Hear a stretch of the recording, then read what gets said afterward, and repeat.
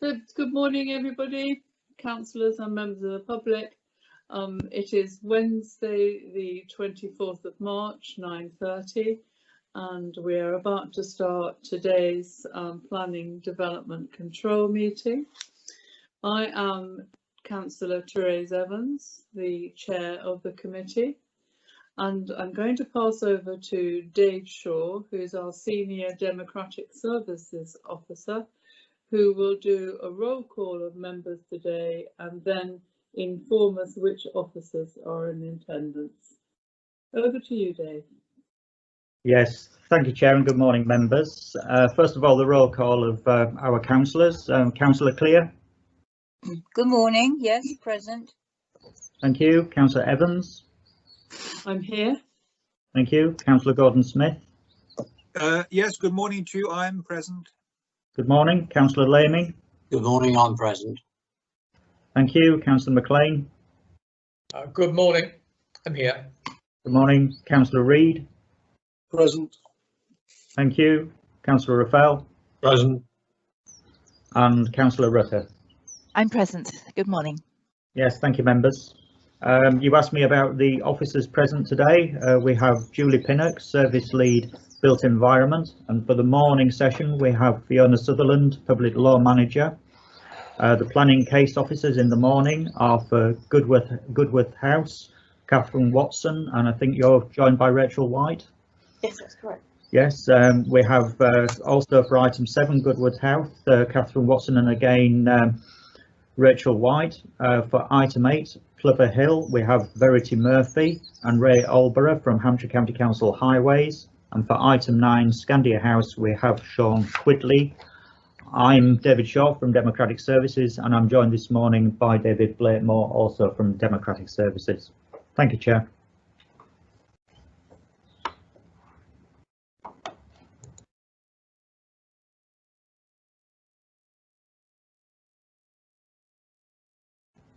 Chair, I think you're on mute at the moment. I'm obeying my own rules. So what I have just said was that, just for clarification, Rachel White is one of our heritage officers, conservation officers, and there are a few housekeeping points. We've already discussed, and members know that if you're not speaking, please turn off your cameras and mute your microphones. If members, you lose any connections, and as you know, you have to let the Democratic Services Officer know, because it may affect your right to vote. We ask members of the public to do the same, mute their microphones and turn their cameras off, because it does reduce background noises and disturbances. Members of the public, when it's your turn to speak, you will have 3 minutes. The clock will come on screen. We are quite strict over time, so once Dave Shaw has told you your 3 minutes are up and the clock shows that, then you may of course finish your sentence, but please then stop speaking.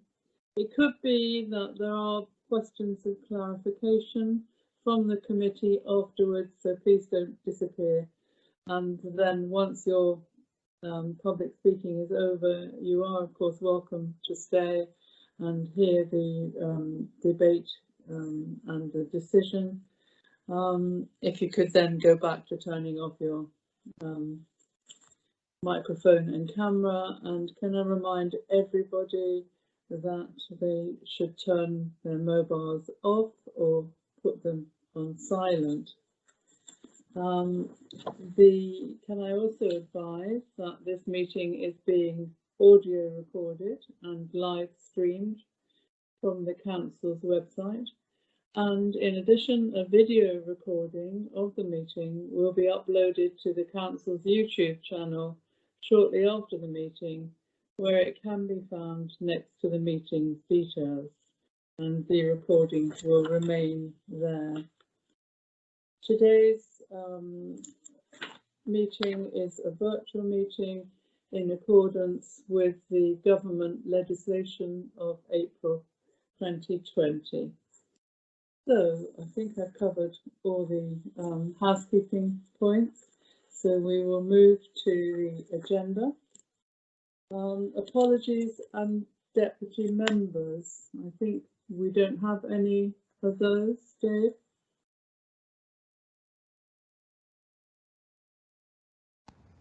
That is correct, Chair. We have no apologies, no deputy members. Disclosures of interests.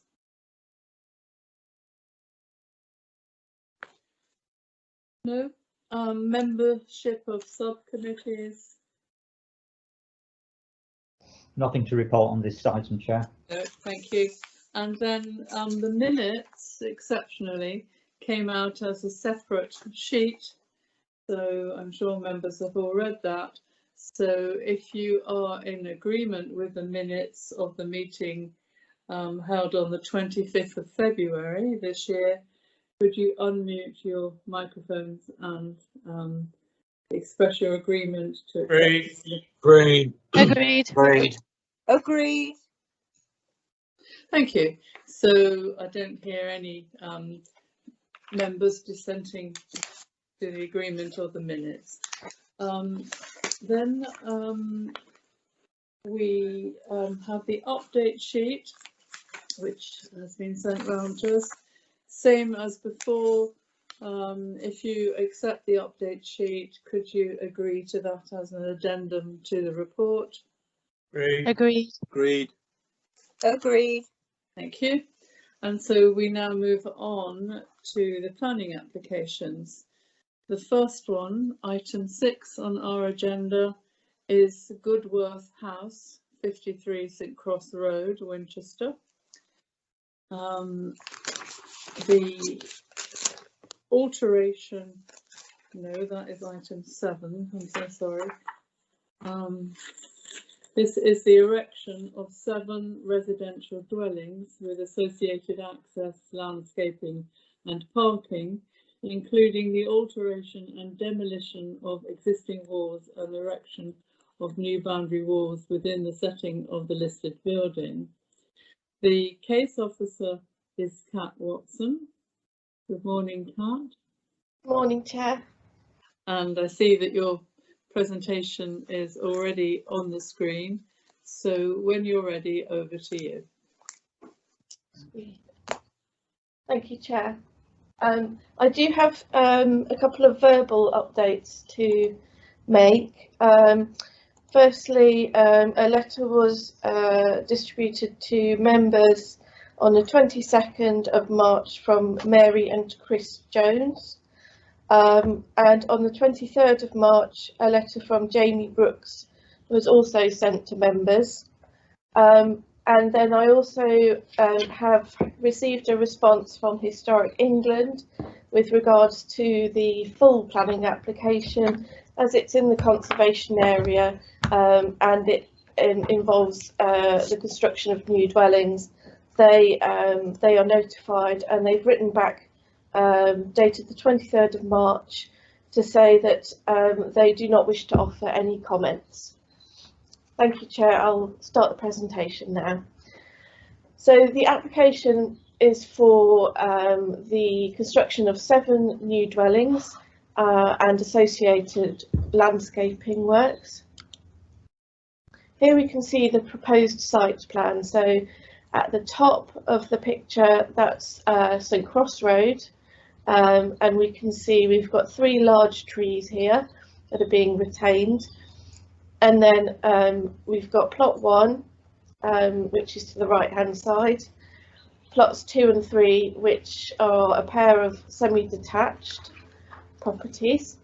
In the central part of the site here is plot 7, and to the bottom of the site we've got plot 6 and plot 5, which are joined together, and then plot 4 in the bottom corner. On the left hand side of the slide, this is Cripstead Lane, and at the bottom is St Faith's Road, and just here is St Faith's School. So here we can see plot 1. So we've got the west elevation, which is the front elevation, the north elevation, that's the side, the south elevation is the other side, and the east elevation is the rear. And we also have a detached 2-bay garage, so we can just see that to the right hand side. Plots 2 and 3, we've got the elevation, it's actually the west elevation, the labelling's incorrect there. So it's a pair of semi-detached properties. Then we've got the side elevation, the 2 side elevations here, and then the rear elevation, which is the east. Plot 4, it's a detached property with adjoining lean-to garage. We've got the front elevation in the top right hand corner, rear elevation in the bottom right hand corner, and the 2 side elevations to the left hand side. Plots 5 and 6, so we've got the top right hand corner is the front elevation, sorry, it's the rear elevation. The front elevation is the bottom right hand corner, and then the 2 side elevations to the left hand side. And then plot 7 is a detached bunk flat roofed single story dwelling. We've got the 2 side elevations at the top, and then the front and the rear elevations at the bottom. And here we can see a street scene of the proposed development when viewed from St Cross Road. So we can see again the trees that are being retained. On the left hand side we've got plot 1, and on the right hand side, or the central building, is plots 2 and 3. And then to the right is the existing property of Goodworth House. And then from the rear, from St Faith's Road, we can see the plots 5 and 4. And then the site access arrangement, so a new access will be created on St Cross Road. So here we can see on the left hand side of the picture, St Cross Road, with the red lines denote the new access. And we've also got, so at the bottom we've got Cripstead Lane. Towards the end of Cripstead Lane, you'll be able to see a parking bays for 3 vehicles on Cripstead Lane. And then at the rear we've got St Faith's Road. Here we can see, excuse me, we can see the tree plan. So again, we've got the 3 trees at the front. We've got plots 1 and 2. The yellow and purple colours show where the tree protection measures will be installed during construction, and also in terms of the paving to reach the pedestrian footpaths to reach the dwellings would be a no-dig surfacing. And here we have some photos. So the left-hand side, we can see the current boundary fence to Goodworth House. You can see the traffic lights, which are at the junction of Stanmore Lane. And then the right-hand side, we're inside the site of Goodworth House. We can see an existing flint wall, and then in the background, again, the trees that join on that are joining on the boundary of St Cross Road. Then again, from the rear of the site, on the left-hand side, we can see Goodworth House in the distance. And then the right-hand side, we can see within the site, we're looking towards the properties here that are on Cripstead Lane. And left-hand photo, we're on St Faith's Road, just adjacent to the school. We can see the existing brick boundary wall, which is to be retained. And then the right-hand photo, we're at the junction of Cripstead Lane, which is just here, and St Faith's Road, and again we can see the boundary treatment there. And the left-hand photo, we are looking up Cripstead Lane from St Faith's Road, so we can see the corrugated iron boundary treatment, which is to be replaced with a brick wall. Where the van is approximately where the new lay-by for local people to park in. And then the right-hand photo is a little bit further up Cripstead Lane, and we can see the existing motor vehicle renovation garage. And that ends the presentation. Having regard to all material planning considerations, Section 66 and 73 of the Planning, Listed Buildings and Conservation Areas Act 1990, Regulation 63 of the Conservation of Species and Habitats Regulations 2017 as amended, and Section 40 of the Natural Environment and Rural Communities Act 2006. Having regard to these items, your officer's recommendation is to approve, subject to the conditions and informatives contained within the report. And I'm happy to answer any questions. Thank you, Chair. Thank you very much, Kat. We move now to public speaking, and I can see that both objectors and supporters, there are more than one lane there. So the time allotted for both objectors and supporters is 3 minutes.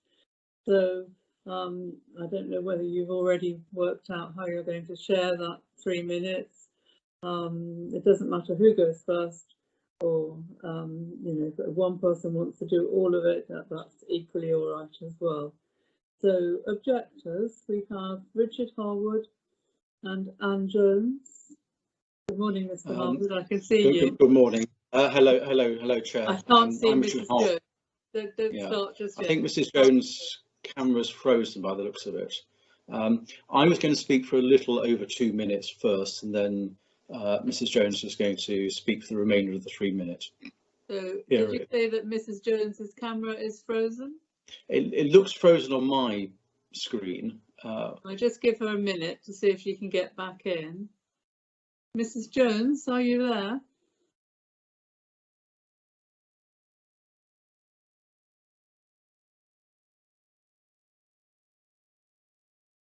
Mrs. Jones, there you are.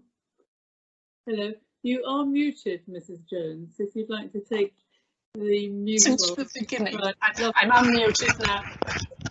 So I was just saying that you and Mr. Harwood share the 3 minutes for this slot. Yes. So I believe that Mr. Harwood is going to start and then leave you some time afterwards. And there could be questions from the committee to you both. So if you're ready, Mr. Harwood, when you're ready, the clock will start. Thank you, Chair. I'm Richard Harwood. This is overdevelopment which harms the area. It's the destruction of a historic garden which adds to the significance of Goodworth House. The applicant's heritage report, which was signed off by Mr. Turner, accepts that this causes less than substantial harm to the listed building, and that gives rise to a statutory presumption in favour of refusing permission. Public visibility, as members will know, is not needed for heritage harm including to character, but openness of the site is already appreciated from the outside, and the cul-de-sac development will be visible from all directions. Officers accept that there's less than substantial harm to the conservation area. The housing mix is contrary to policy. There are too many large houses with no justification put forward for it. There's no evidence on viability, which would simply mean that, if anyway, the developer had overpaid. One would expect an owner to improve the boundaries, and 2 new walls do not justify building 7 large houses. This is classic harmful backland development. With House 1 set well behind the building line, it has an overbearing effect on important community areas in our garden at 51, and also overlooking from the front windows of that house into our rooms from as little as 15 metres away. On access and parking, the scheme unfortunately is relentlessly substandard. The access onto one of the city's busiest roads takes the smallest visibility display conceivable and fails to achieve it. The number of parking spaces are substandard. The on-street parking bays are substandard and 2 metres from a blind corner, requiring the demolition of part of that wall. Internal bays are in the wrong position. The access road is shared with pedestrians and is narrow, so there are some real risks caused there. We do ask you to refuse for the reasons which are set out, I hope helpfully, in my letter. Thank you. Mrs. Jones? Please, councillors, reject this application. It fails in respect of the ethos of the conservation area. Overlooking St Faith's Road, a popular way to St Cross Hospital, are 2 large incongruous houses interposed between the Edwardian terraces of St Faith's and the much older one of Cripstead Lane. They are obtrusive, out of character, and do nothing for the conservation area, the St Cross part of which was one of the only 2 areas so designated for Winchester when this scheme was first introduced. It deserves more care. Thank you. Thank you very much. Thank you. Well, that is the 3 minutes, so thank you very much. Don't go away, either of you, because it will be questions of clarification from the committee. Vice Chair, anybody from the committee wanting to ask questions? No questions indicated at present, Chair. I think they can escape without interrogation. Thank you. So you're let off the hook. Thank you very much indeed for coming along this morning, and of course you will, Thank you. I know, to listen to the questions and debate about the application. If you could, Mrs. Jones, turn your camera back off again and mute your microphone, that would be great. Great, thank you. Yeah, anything you'd like to pick up? And I'm going to ask Rachel, our Heritage Officer here, if she wants to add anything to what they've heard. Chair, Chair, and yeah. Just as an aside to my presentation, I didn't quite make it clear that the garage for plot 1 is also the same design as the garages for plot 2 and 3. I know there was a little bit of confusion because the plans that were submitted only showed the plot 1 garages, but they're actually the same, and the plan has been annotated as such. But no other points of clarification. Thank you. And Rachel, was there anything you wanted to add? There might be questions for you later as well. But nothing at present, Chair. Thank you. Thank you. Okay. So looking at our report, page 14, I'm going to take Principle of Development. Chair. May I interrupt? I think we want to hear from the applicant. Thank you. Yes, I do have a tendency to do this, so you have to keep an eye on me. Yes, we haven't finished the public speaking. So we have 3 supporters: Andrew Scott, Chris Reese, who's the agent, and Mark Turner, the heritage consultant. I can see Chris on the screen. Mr. Scott, are you there? Yes. Yes, okay, right. So you are to share the 3 minutes, and no doubt you've sorted out how you're going to share that and in what order you're going to speak. Is that correct? Yeah, I think I'll be going first. Okay, so when you're ready, you have 3 minutes. Right.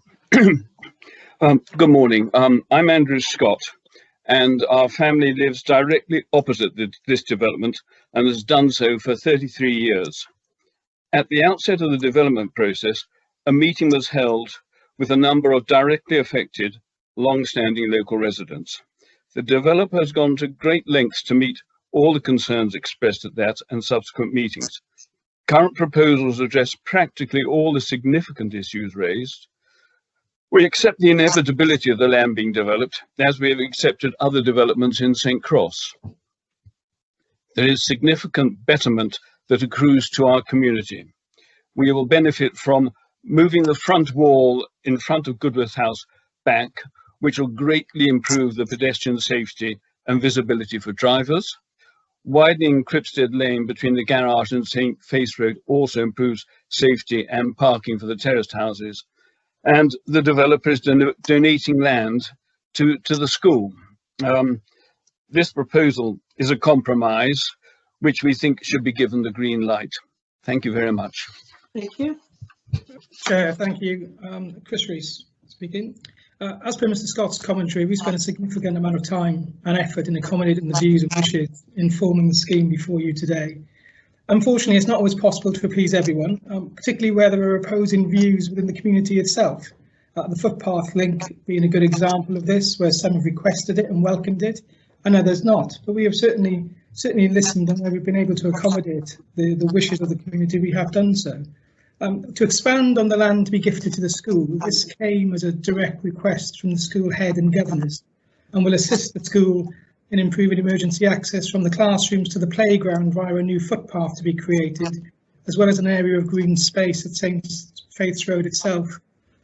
In addition to the community in the school, we've also taken advice and soundings from the Council's heritage advisors and reacted accordingly in changing the scheme, which is reflected in the support of the proposal from the Historic Environment team. Indeed, there are no objections from any of your consultees to the planning application, nor is there any conflict with the Council's policies as contained within the local plan. The proposal will make a positive contribution to the conservation area, as well as providing a range of housing in sizes in a highly sustainable part of the city, with opportunities for walking and cycling to the city centre. It's wrong to say these are 7 large houses. There's a broad range of housing throughout the scheme, from the smaller 2 beds through to the larger 4 and 5 bedroom properties. Chair, I would ask that, having considered the proposal, to the committee approve the planning application, and Mark Turner, our heritage advisor, and I would be happy to answer any questions the committee may have. Thank you.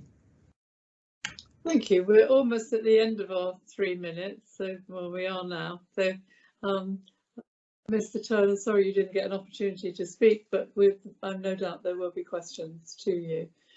Could I start? We have heard from Mr. Harwood that there is harm into the listed building in this application, and is that something that you were going to talk about?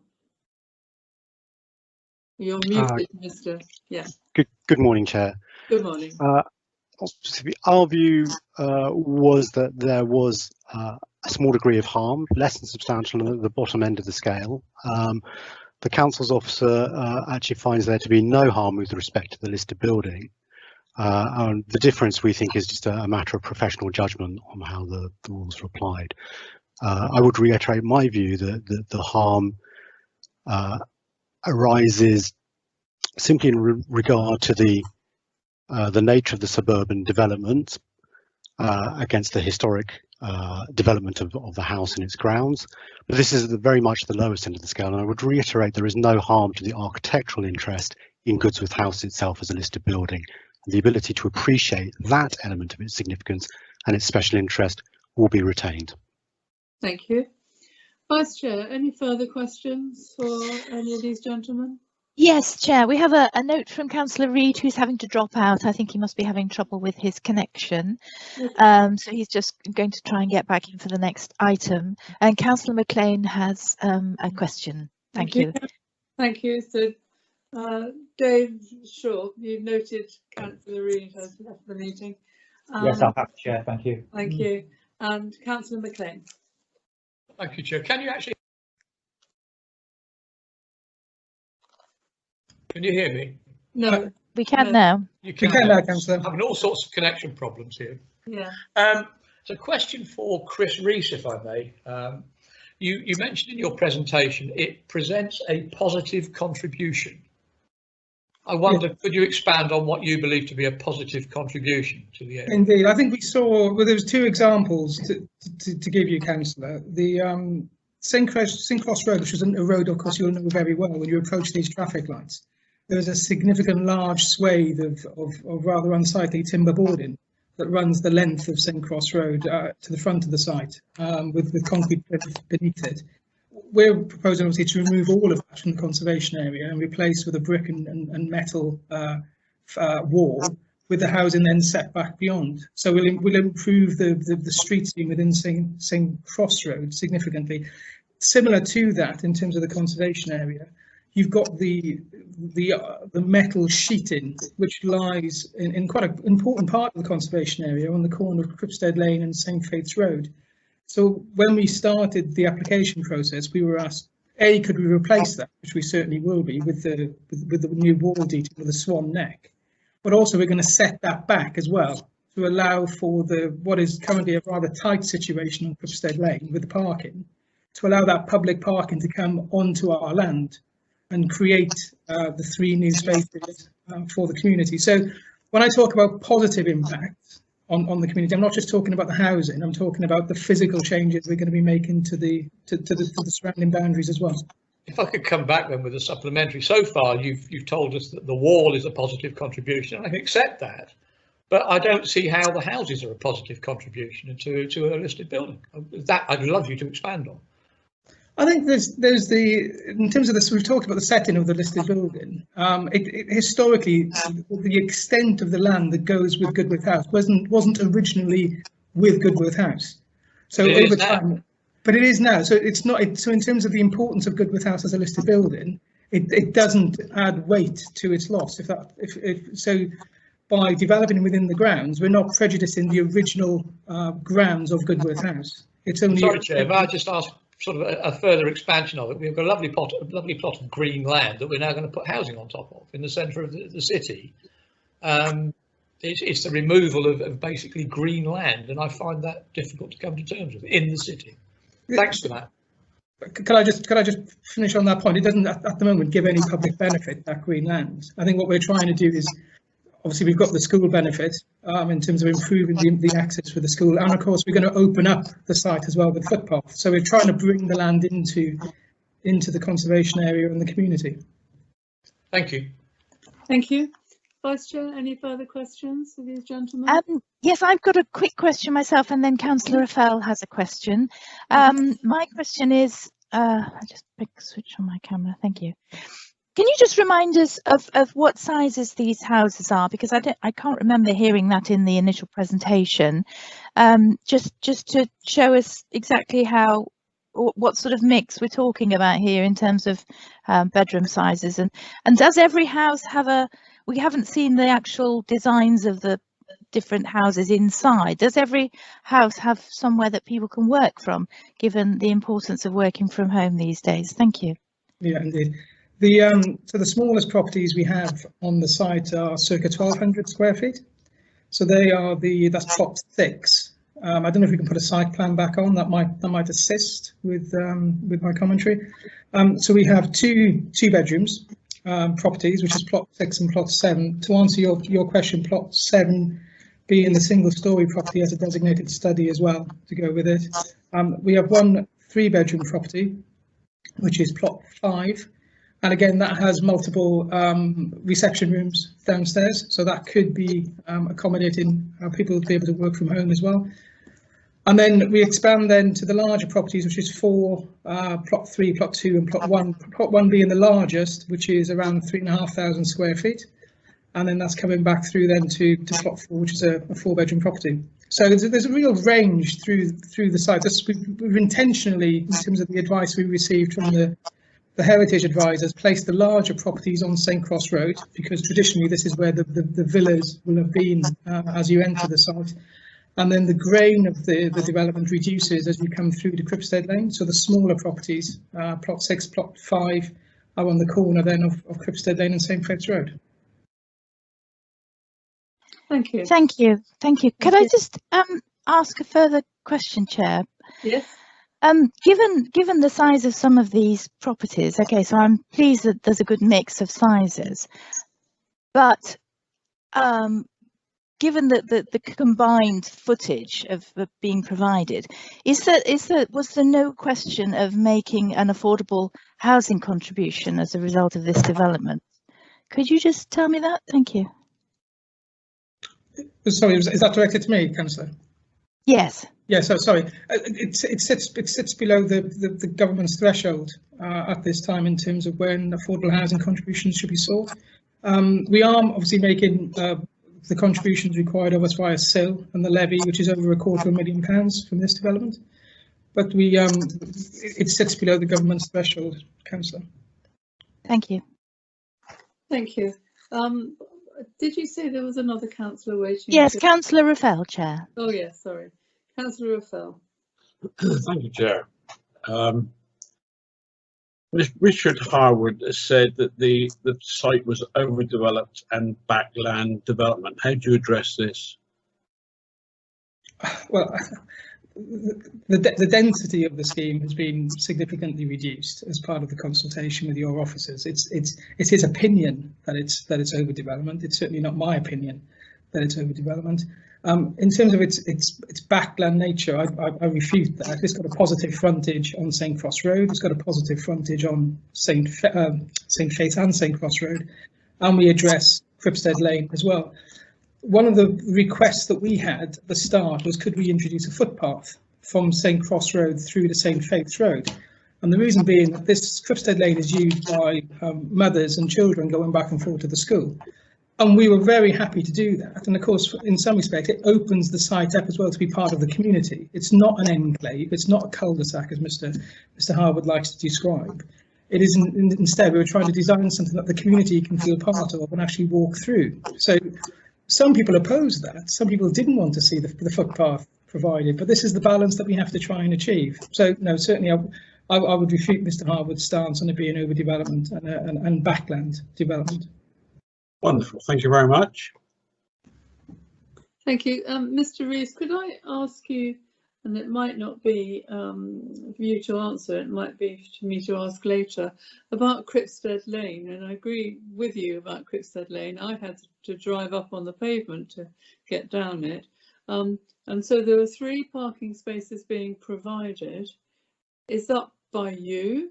Or is there any control over the parking? Yes, we've consulted with the County Council, and as I've said in my presentation, there's no objection from any consultee to these proposals. So the County Council are happy with the proposals as set out. So at the moment, as you know, there's 3 parkings. There's a bay of 3 spaces, which sits proud of the garage. Yeah. Mrs. Jones and Mrs. Jones's neighbours, when we started the process, asked, could we donate some land as part of our development to move the car parking spaces into the site. Now, they don't go entirely into the site, but they do improve the width then that vehicles can pass along Cripstead Lane. As I said from the outset, where we could accommodate these wishes locally, we did so, and we stood firm with that as well, and all the way through the process and designed the houses around it. And the footpath that goes through the site? Yes. Who will be controlling that, or whose responsibility is that? Well, there'll be a publicly accessible all the way through. There's been no locks on the gates, and people can walk through from the front to back at any point in time. My expectation is it'll be used primarily on the school runs, for the morning school run and the evening school run, to avoid people having to go up and down Cripstead Lane. That would be that's why it came about. It was one of the mothers of the school requested, could we put it in? And we did so. And at the moment, it is a large garden, a former Victorian garden. But is there any view of that from the public realm? No, you don't see, for the comments I made to Councillor McLean, you don't see into this garden because of the wall and the timber boarding and the metal fencing that currently exists. So you'll appreciate a new part of St Cross to be able to walk through this development as well. Yeah. Okay, thank you. Thank you. Councillor Rutter, anything? Yes, we have a further question from Councillor Gordon-Smith, Chair. Thank you. Councillor Gordon-Smith. Yes, I wonder if you can help me. The railings at the front of Goodworth House, and I understand you're going to shift the wall back a bit, and the railings, are they very old railings? The detailing has been set out in Rachel White's commentary, so she might want to add to this. But Right, it's okay. been rebuilt over the years a number of times, so the actual fabric of the building of the wall, sorry, isn't original. Right. It's been knocked about and rebuilt. As you say, we're moving it back for a couple of reasons. Obviously, as you're driving out of Cripstead Lane, it'll improve the visibility when turning onto St Cross Road. But also we're going to rebuild it to set it back to increase the width of the footpath as well. Yes, it just struck me that the railings don't look particularly appropriate, the existing ones, to the design of a Georgian house. Yeah, they look a bit dinky. I mean, I haven't looked at them closely, but seems an opportunity to maybe do something more appropriate. Yeah, we've spoken quite a lot with the conservation team in terms of how we address, because obviously we're building the new wall as well outside of plots 1 to 3 with the metal railings. Yeah. And how we then address, because outside of plot 50, the wall at 51 is very formal, and then as you say, the Goodworth House wall is quite informal in its nature, and how we transition between the two is quite important. So yeah, it's something we have talked about. Okay, thank you. Vice Chairman, and any further? No further questions, Chair. Thank you. So, Mr. Scott, Mr. Reese, Mr. Turner, thank you very much for coming along today. Sorry, I nearly cut you off earlier on. Thank you, Chair. And if you'd like to mute your microphones and turn your cameras off, that would be great. So we're now going on to our report. And I'm going to take Principle of Development, page 14, and Design and Layout, which goes on page 15 and at the top of page 16. So just wait for a minute to register questions with the Vice Chair. Kat, I did ask a question. Most of the update sheet that you put in are my questions, and I did ask about CP2, and I see your answer there. But when I look at St Faith's Road at the back, those houses are not large houses. They might be on St Cross Road, but the houses in the development don't replicate the houses at the back. So my concern was CP2. So you've given an answer, and that is because the front of the development St Cross Road has larger houses? Yes, Chair, if I can just expand on that. So obviously I've given you a written explanation, but just to sort of clarify on that for you. CP2 does say that development should provide a range of dwelling types, tenures and sizes, and as appropriate to the site size, location and characteristics. So when, as Chris Reese has said, there's been a long period of discussions with the council, with myself and Rachel, because the key concern here is the impact on the heritage assets, being the conservation area and the listed building. Contextual analysis that the applicant has done has identified that the larger buildings at the front of the plot, that part of St Cross Road, the predominant form of the buildings is quite large villa type buildings, Victorian buildings. So that's informed the appearance of the front of the site. To the rear of the site, the proposed dwellings are much smaller to reflect that on Cripstead Lane and the immediate part of St Faith's Road.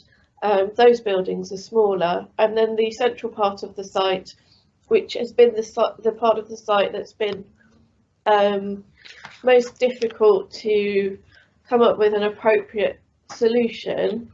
I think that there is the proposed dwelling there, which is the flat roofed single-storey contemporary style dwelling, offers a good contrast between the traditional materials and form of the other dwellings. and it's not widely visible within the conservation area, which was something that Rachel and I thought was necessary in order to protect the character of the area. So I think that the current scheme does reflect the type and size of the buildings in the area, and that varies throughout the site to take into account what the surrounding architecture and housing sizes are. So I hope that clarifies a little bit for you, Chair. Thank you. Vice Chair, any further questions? Yes, we have a question from Councillor McLean for the Conservation Officer and a question from Councillor Laming, Chair. Thank you. Thank you. I was thinking that we would get on to conservation area on impact on the character of the area, but if it's related to design and layout and principle of development, Councillor McLean, go ahead. Thank you very much for the explanation, Chair. Yes, I'd just like Rachel, if she could, to explain what a conservation area means to her, because to me it means you conserve something that has some importance, whereas we've defended lots of things in the past that are very similar to this, and the conservation team have said no, you can't do it. I wonder what is different. If she could explain that to me, that would be fantastic. Thank you, Chair. That may be in the wrong place, but it is principle, I think. We'll have it now. Rachel? Thank you, Chair. So a conservation area is defined under the Planning, Listed Buildings and Conservation Areas Act 1990 as an area of architectural or historic interest, the character or appearance of which it is desirable to preserve or enhance. And that's the golden rule, if you like, that we work to, that determines whether or not development within a conservation area is acceptable. Does it meet that statutory test of preserving character and appearance? Sorry, just as a secondary on that. So you also use the word that's in the Act there, enhance. I wonder, how does this enhance? The requirement is for development to preserve or enhance. So provided it preserves, it has met the statutory test. If it enhances, it's effectively a bonus, if you like, but there is no requirement to enhance. The requirement is to preserve. Yeah, I'm struggling with that word preserve. Okay, well, you've had the answer from our officer, so perhaps we'll move on. Councillor Laming.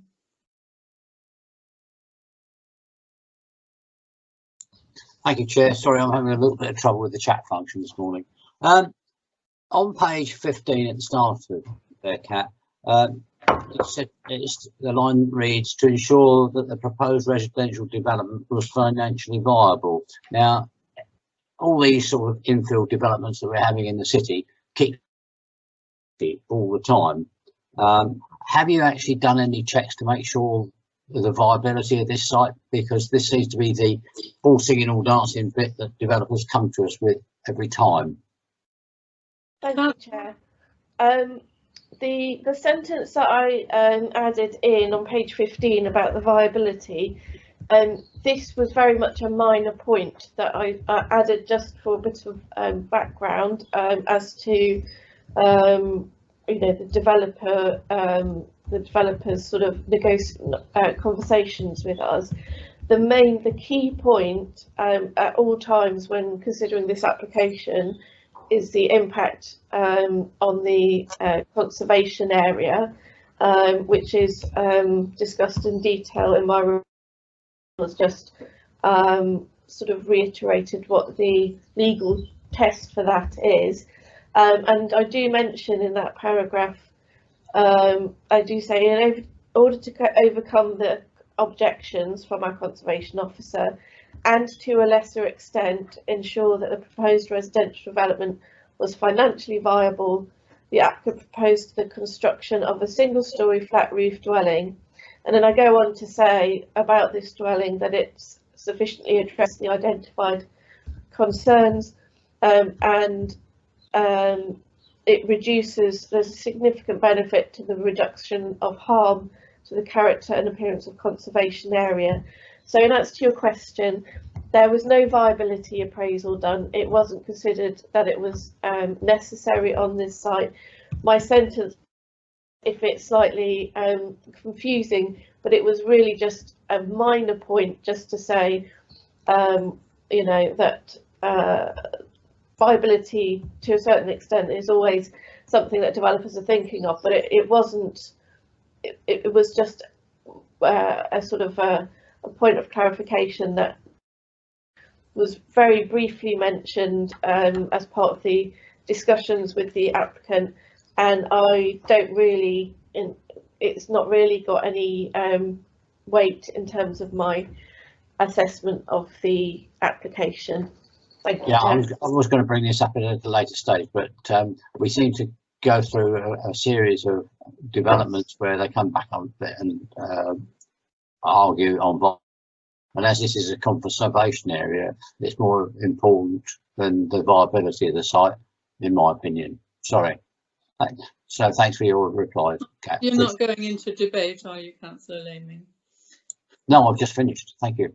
Okay. For clarification, Kat, on this question of viability, because Mr. Harwood questioned the viability.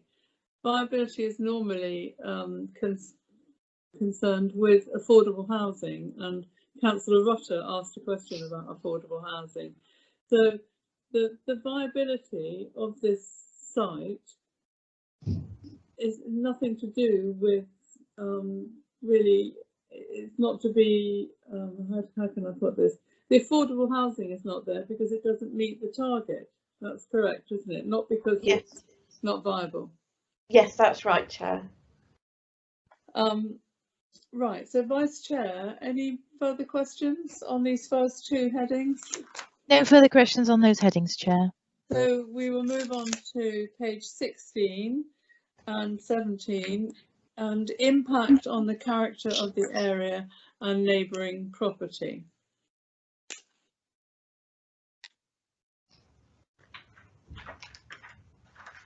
No questions indicated, Chair. Right, thank you. So then we go on to Chair. Yes. Sorry. Given that that's the section that deals with the setting of the conservation area in the listed building, and we have got Rachel here, particularly as Mr. Harwood and others have raised the issue of the level of harm. I think it's really important that you do hear from Rachel and that matter is covered. Yes, I agree. I have asked Rachel on 2 occasions if she has anything to add, but I will ask her for a third. Rachel, would you like to add anything on the conservation area? Thank you, Chair. I think it's the, excuse me, the key thing to really iterate for members is that, in my view, and as we advised and covered in the officer's report, it's considered that there isn't any harm to the setting of Goodwood House. As we heard from Mr. Turner earlier, I think that's a sort of a slight difference of professional opinion, and just to reiterate again that he did stress that the harm that they had identified was very much at the lower end of less than substantial. In my view, there would not be any harm to the setting of Goodwood House. The key element to sort of appreciate and understand in relation to setting is that setting is the surroundings in which an asset is experienced. And it's acknowledged in Historic England guidance and in the NPPF that that can change over time, and I think Goodwood House in particular exemplifies that, and that's very well set out in the heritage statement in terms of all the work that's been done to understand how the amalgamation of plots came to form the current garden of Goodwood House. It's actually a number of plots historically that now form that garden. So the key thing, as I say, is I do not consider there is harm to the setting of the listed building. And in terms of the impact on the character and appearance of the conservation area, there are, as we've heard from Mr. Reece, some elements of enhancement to the public realm in particular, with the wall along Cripstead Lane. The close bordered fence to St Cross Road is out of character with the area, is not particularly attractive, at best makes a neutral contribution. There are a number of enhancements that would result from that development of St Cross Road frontage. That has to be balanced against any potentially negative impacts, but overall, as set out in my comments, taking everything on balance, I consider that the proposals would preserve the character and appearance of the conservation area. Thank you. I have sort of asked this question, but I'm going to ask it again. And I don't know who wants to answer it, Rachel or Kat. But currently, and if the site were not to be developed, it is a Victorian garden, and I asked that question, and Kat has answered it. But from the public realm, you wouldn't see the former Victorian garden. Is that correct? Now, before any development takes place. Rachel, I think maybe over to you. Thank you.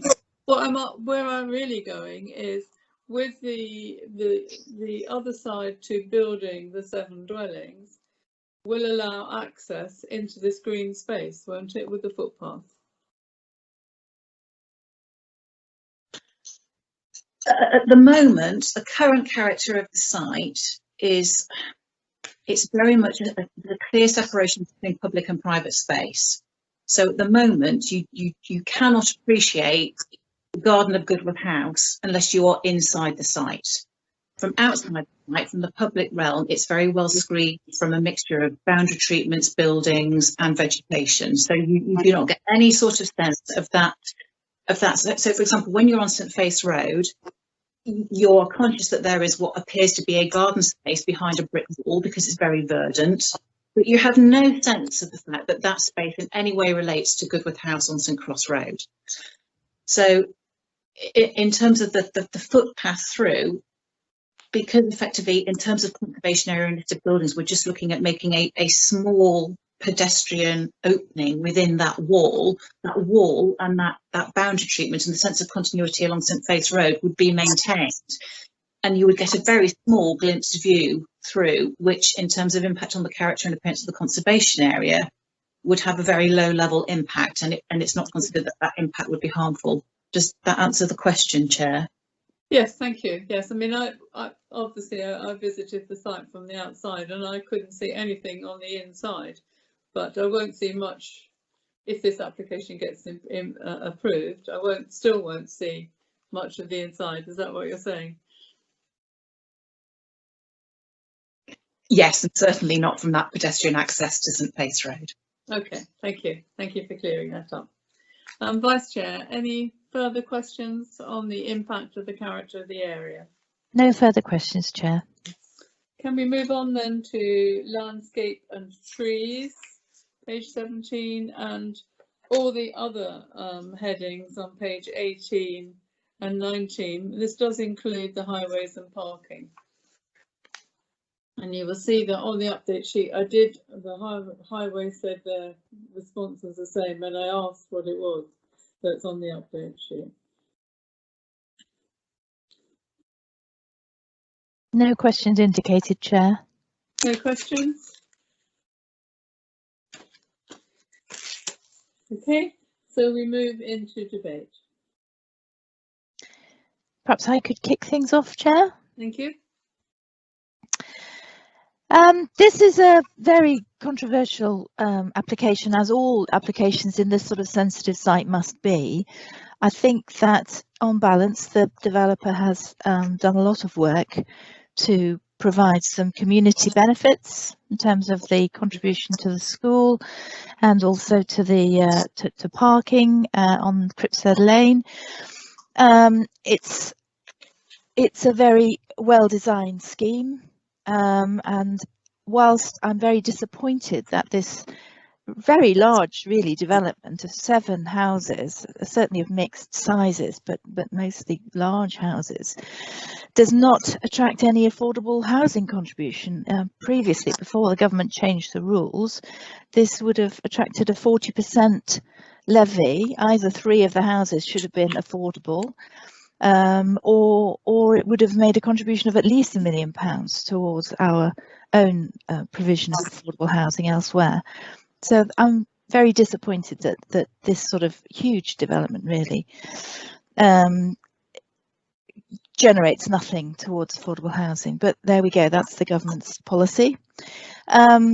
I'm delighted that permitted development has been removed. That's on page 29 of the report. So any changes to the design once people have moved in will have to come to the planning department first, which is all right as it should be.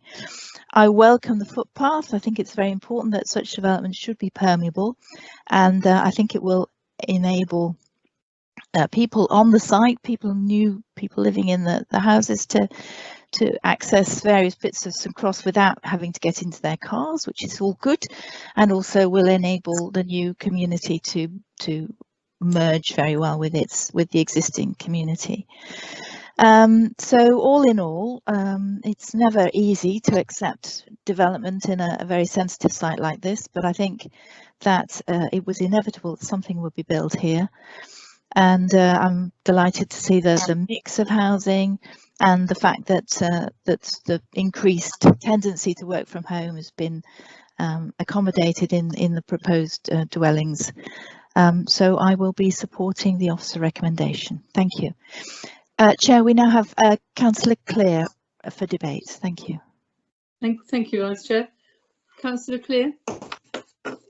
Thank you, Chair. I have gone past this property and had a good look at it, and I feel the developer actually has taken on board comments that he's received and has accommodated the wishes of the community.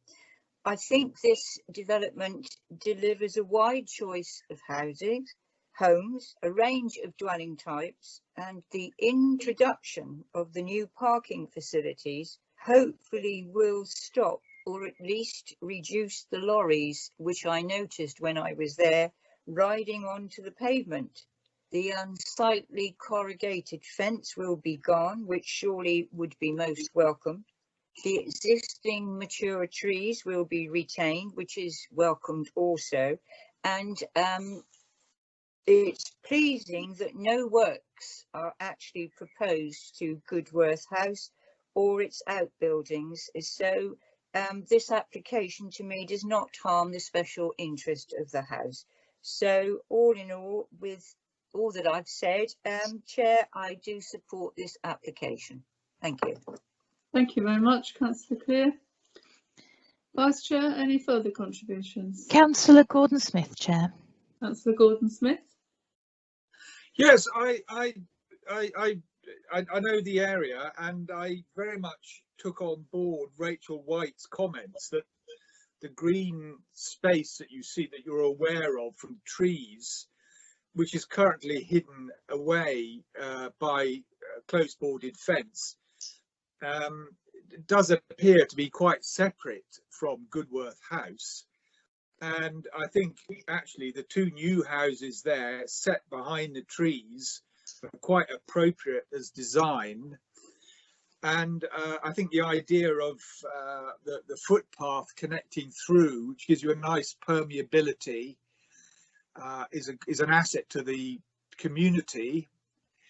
And I think people get a bit confused between sort of conservation and preservation, and trying to just preserve everything as it is it can't be done. So anyway, I think this is a good scheme, and I'm happy to support it. Thank you very much. Vice Chair, any more? No further debate, Chair.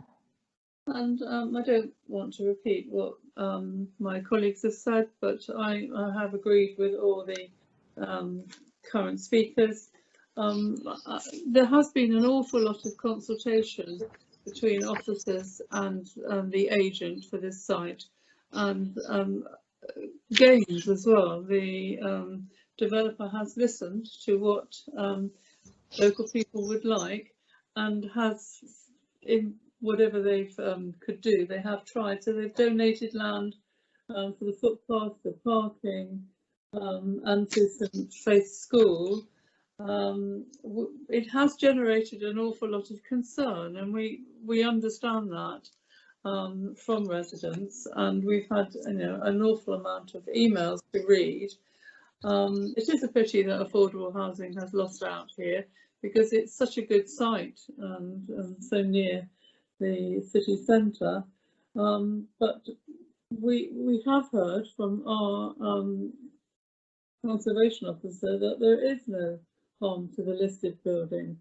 It is a very large site, and Highways have said there's no objection, so I can't see, even if we were minded to refuse it, which I'm not, on what grounds we would have, because we've had all the experts having gone through all the material planning considerations, and this is what we've come with, that has been presented to the committee.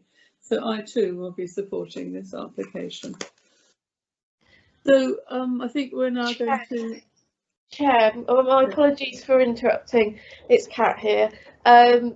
Listening to yours and members' debates, I'm just thinking that I think an extra condition requiring the footpath within the site to be publicly accessible at all times.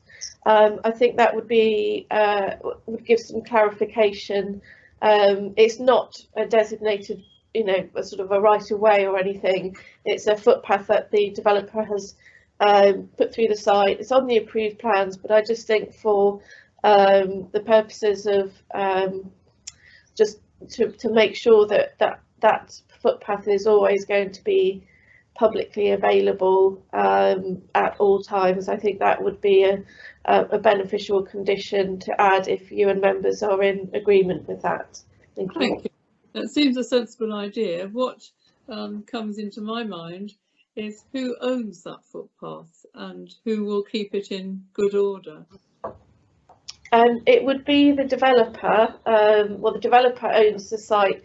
I don't know, maybe then they would pass it on to a management company and they'd have responsibility for that. Right. So if... I would support that, Chair. Thank you. I was going to say, is there any member of the committee who doesn't support that as an extra condition, that the footpath should be publicly accessible at all times? So if this application is approved, then that will be an extra condition to be added in. So Dave, over to you to do the roll call. This application has been recommended for approval. So Dave, could you take us through the list of members who will state what their vote is? Yes, thank you, Chair. Councillor Clear. 4. Councillor Evans. 4. Councillor Gordon-Smith. 4. Councillor Laming. 4. Councillor McLean. Against. Councillor Raffel. Abstain. And Councillor Rutter. 4. Thank you, members. That's 5 for, 1 against and 1 abstention. And Councillor Reid didn't vote on that application. No, because he hasn't been here. And so that application has been approved. Because it's a related application, I'm just going to go straight on to agenda item 7, which is 20/02819/LIS, alteration and demolition of existing walls and the erection of new boundary walls within the setting of the listed building Goodwood House. And we have Kat again as the case officer. Kat. Thank you, Chair. Apologies, I'm just waiting for the presentation.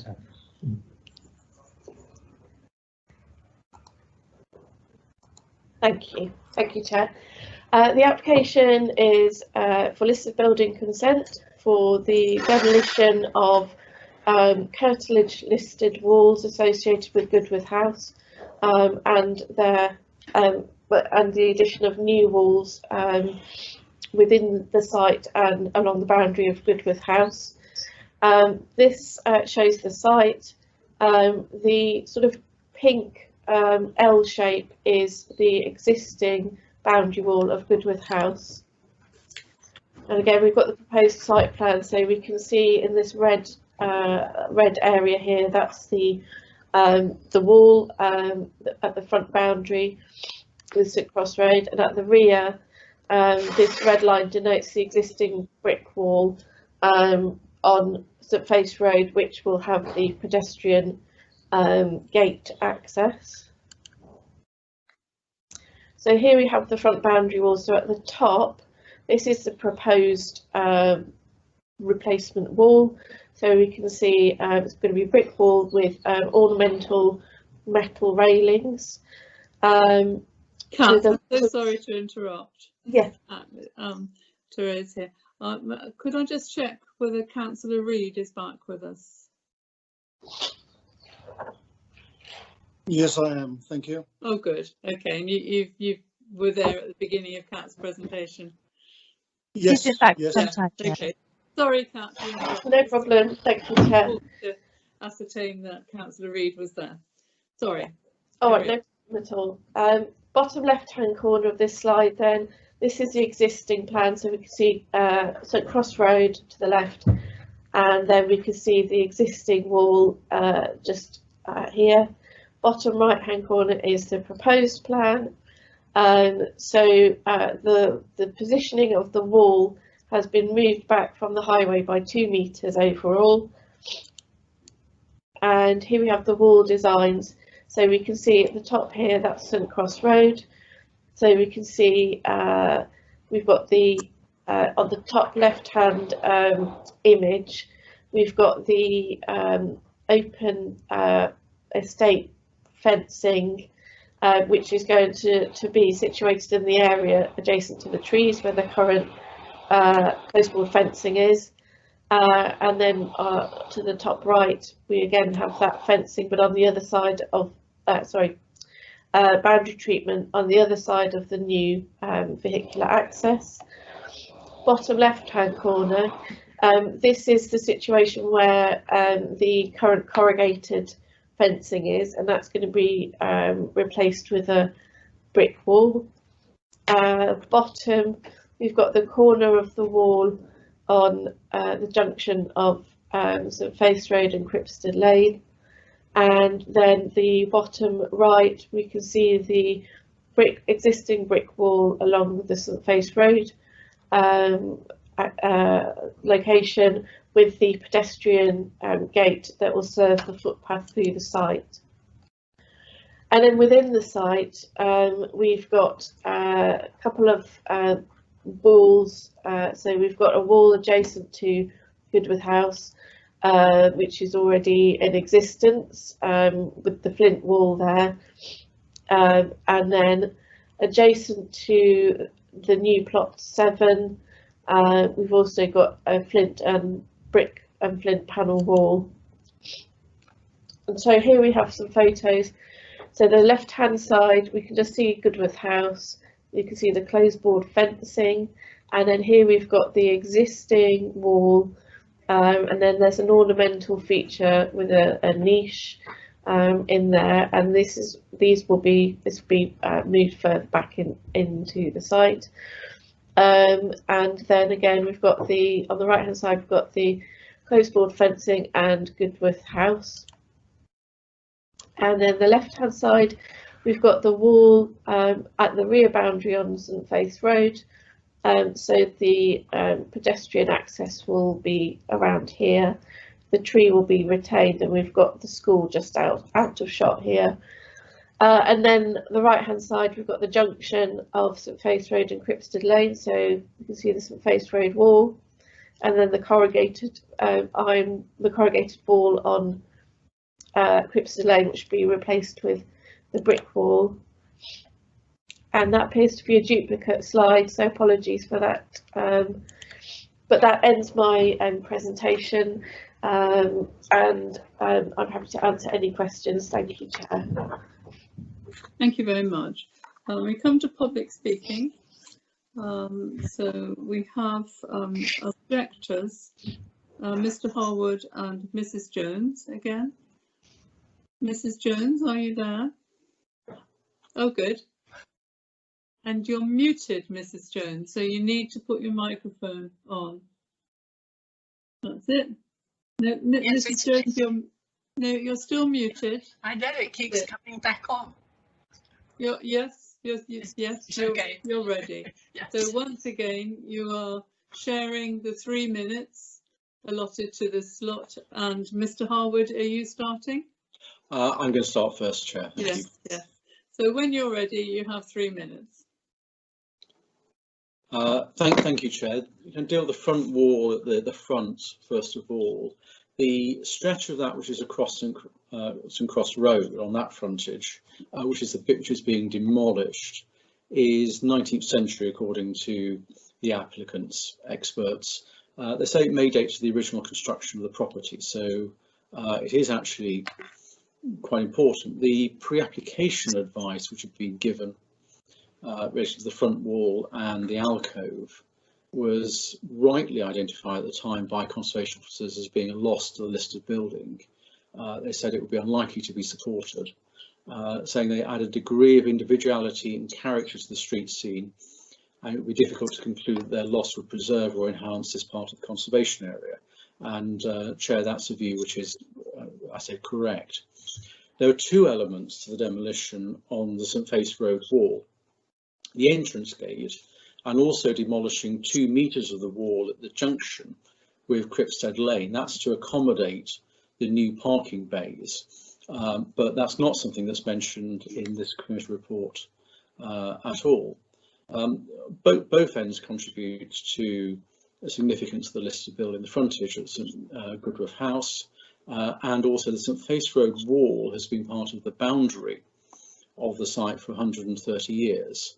And they contribute to the character and appearance of the conservation area. That's particularly walls are drawn attention to there, and losing those is contrary to local plan policy DB 27. So it's harm that's not justified and should be resisted. Thank you. Mrs. Jones? Thank you. Our concern is that the gateway into St Faith's could unfortunately set a precedent. The occupants of the 2 large houses could in the future also want to make gates, and once one is formed it's very difficult to maintain the position. And in addition, the gateway leads into a residence parking area which includes a 4-hour section which site visitors may well use, as there are only 3 visitor parking bays provided. The whole area, of course, is available after 6 and on Sundays.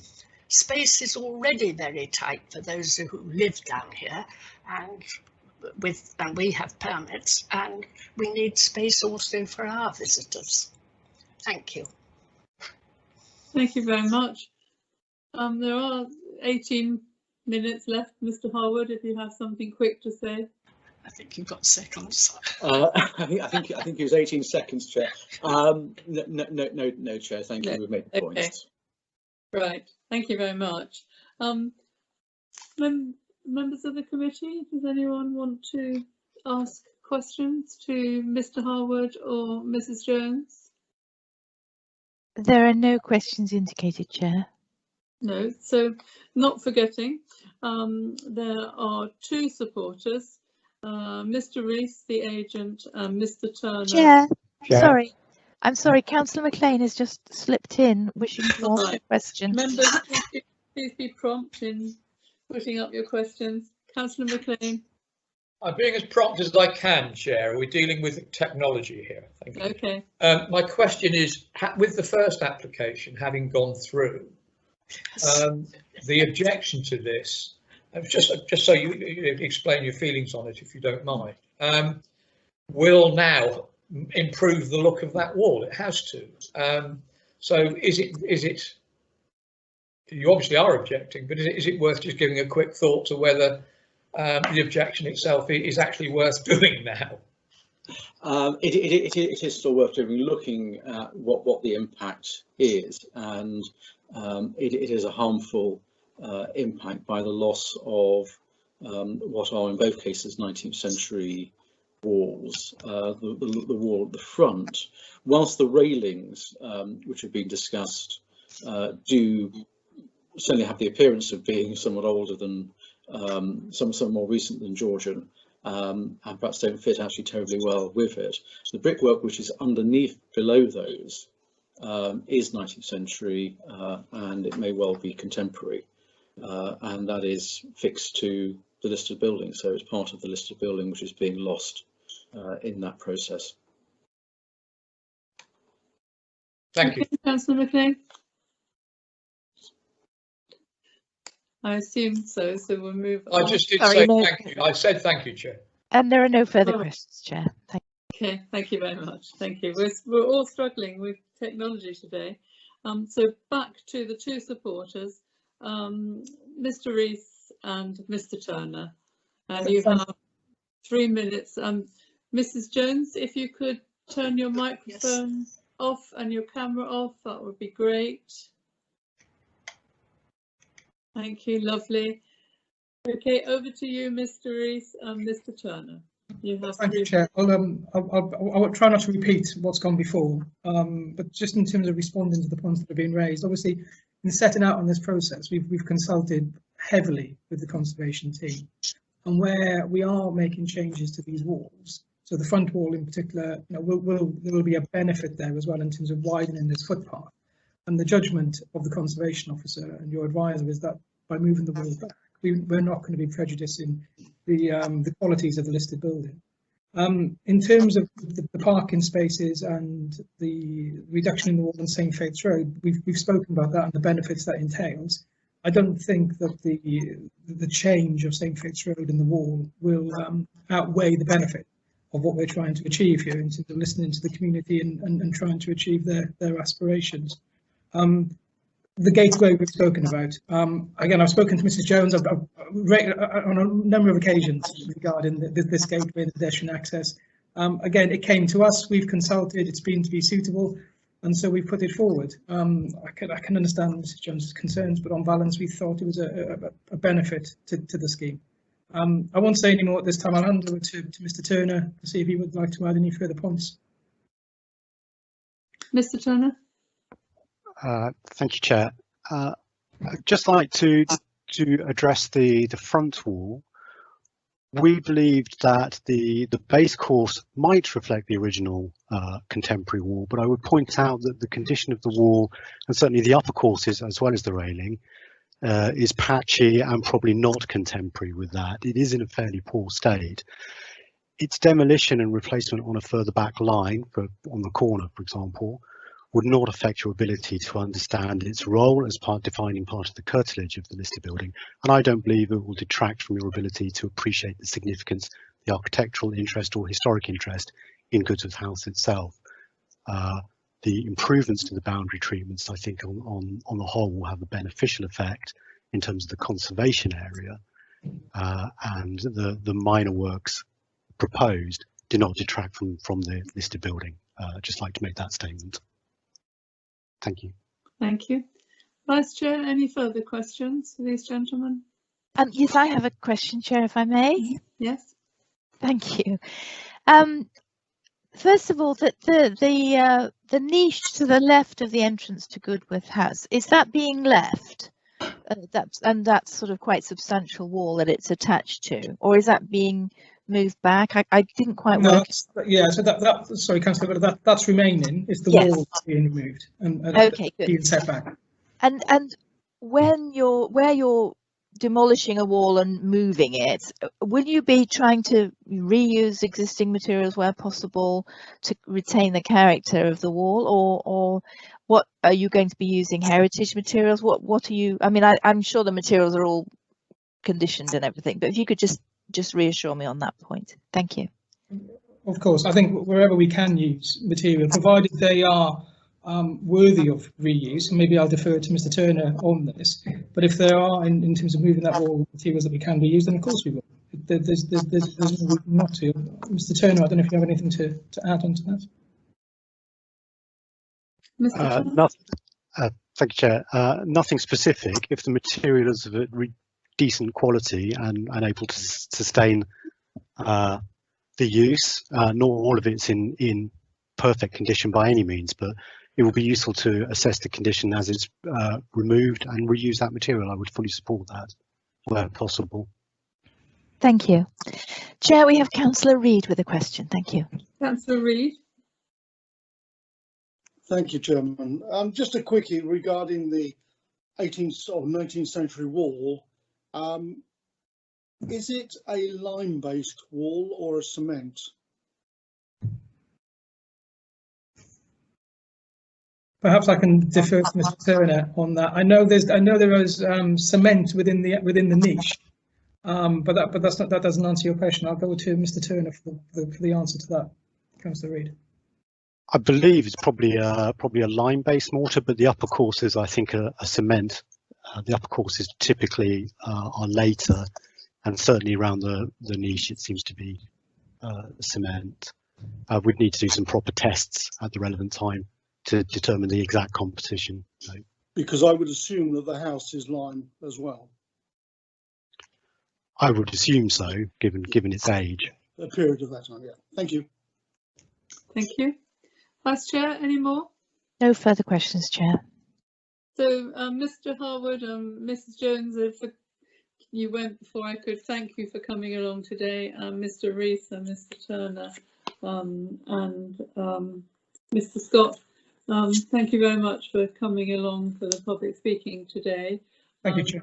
If you obviously you do want to stay and listen to the debate and the vote, but if you could just mute and turn your cameras off, that's great. You've already done it. So, Kat, anything you want to add? For clarification, Kat, I just would like to check two things. One, that we can't pick and choose. This has come to us as an application as a package. So we either approve the lot or not. Is that correct? And then Mrs. Jones was worried about residents, possible future residents, putting in gates. Now they would have to apply for planning permission, would they, if they were to do that, if they wanted to do that? Chair, with regards to the two applications requiring the same, both, if one's being consented, then the other one should. That's not, they're dealt with under different legislation, so they are separate applications. So should your members wish to refuse it, then you are entitled to. That answers that question, I hope. And in terms of future residents wanting to make openings into the historic walls, yes, you are correct. That would need listed building consent and possibly also planning consent as well. So they wouldn't be able to just do that without having recourse to the planning department first. Thank you. Thank you.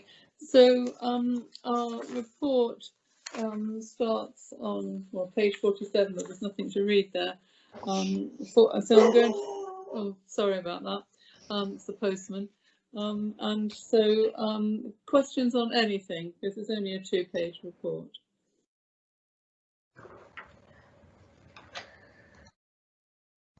And just wait a while people can register their questions with the Vice Chair. No questions indicated at present, Chair. Oh, Councillor Reid, thank you. Councillor Reid. Sorry, wouldn't get back on. Chairman, under the condition 3, it refers in the 4th line to the pattern of brick bond, mortar and mortar colour. Can we be assured that this will reflect the house mortar, i.e. lime mortar, as against cement, as this is a listed property and this is a wall to or part wall to a listed property? Thank you, Chair. I think I'll defer to Rachel on that one. Thank you. Rachel. Thank you, Chair. Yes, Councillor, the expectation under this condition would be that it's an appropriate traditional lime-based mortar, not a cement mortar, but that can be adequately controlled under that condition. Thank you, Chair. Councillor Gordon-Smith has a question, Chair. Councillor Gordon-Smith. Yes, I have a question. I'm just looking at the detailed drawing of the wall, and the footpath that runs down by the side of the houses appears to have a gate on it. And I'm not sure whether this is a question, but if you have a gate there and it has a spring closure or something, no one's going to think that that's a public footpath. You know, you need to me, you need to have a, if it is a public footpath, it has to read as a public route. Otherwise, people, I mean, a stranger walking past would assume that goes into someone's private garden and wouldn't burst through into it. I wonder whether it's necessary to have a gate there. I suppose that would be my question. Yeah. Thank you, Chair. Councillor, sorry, were you talking about the new access gate in the road on St Faith's Road? Yes, sorry. Yes. So it's not a public footpath. It's not a designated public footpath, but it's it will be a publicly accessible path. Right. The gate there is there to allow access into the site from St Faith's Road, and also on the planning application, we've agreed. We've put forward a condition to require that that footpath to be publicly accessible at all times, right. And that will require the gate to be either unlocked or be of a design that it can be publicly accessible at all times. So right. I hope that answers your query. Thank you. Okay, thank you. And we have a question. Sorry, Chair. Yeah, you go on. No, I'm just going to say Councillor Reid has a question as well. Thank you, Chair. And I'm just going to finish off that once people know that's a footpath, I think there will be no problem about them going through the gate. And so, Councillor Reid, other question? Chairman, I'm sorry I had to pull out on the previous application, but working from home alone and somebody gets and knocks on the door, it makes life a little bit more difficult. However, this is the first time it's happened. It's actually referring to that gate. You may well have covered this in the previous application, and forgive me if you have. The siting of bins, waste bins, is it that gate to be used for the collection of bins in that area? No, we haven't covered that. Thank you, Chair. Thank you, Chair. The bin collection areas have been set out in the plans for the planning application. There's it's not part of the listed building application. So yeah, I don't really have anything. I can't really add anything else to that. But there are particular bin collection areas and that are marked on the detailed site plans that part of the planning application. Yes, and Councillor Reid wasn't here for the last application. So just for clarification, although it's nothing to do with the listed building, where would the collection point be? Just bringing up the plan, Chair. Just we've all got the maps of the plots. Right. So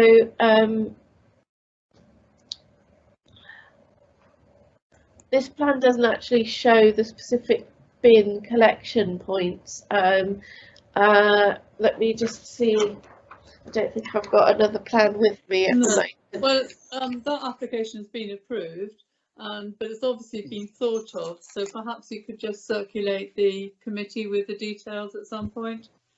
Yes, that's fine. Thank you. Yeah, and that would be suitable, Chair. Yes. Yeah, we'll get that to you, Councillor Reid. So back to the listed building application of the walls. Were there any further questions on that, or shall we move into debate? There are no further questions, Chair. So Chair, sorry, may I just ask Rachel to comment on Mr. Harwood's comment that there is harm to the level of harm to the setting of the listed building. I think that's really quite important to get some clarification from her on that. Thank you. Rachel? Thank you, Chair. Thank you, Kat.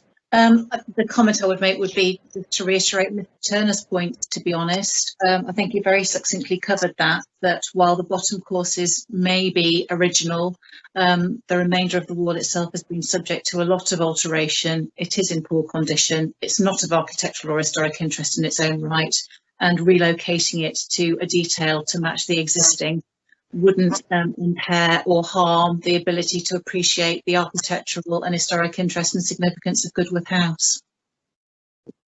Thank you. So are we now free to move into debate? Yes, Vice Chair. Yeah. Debate.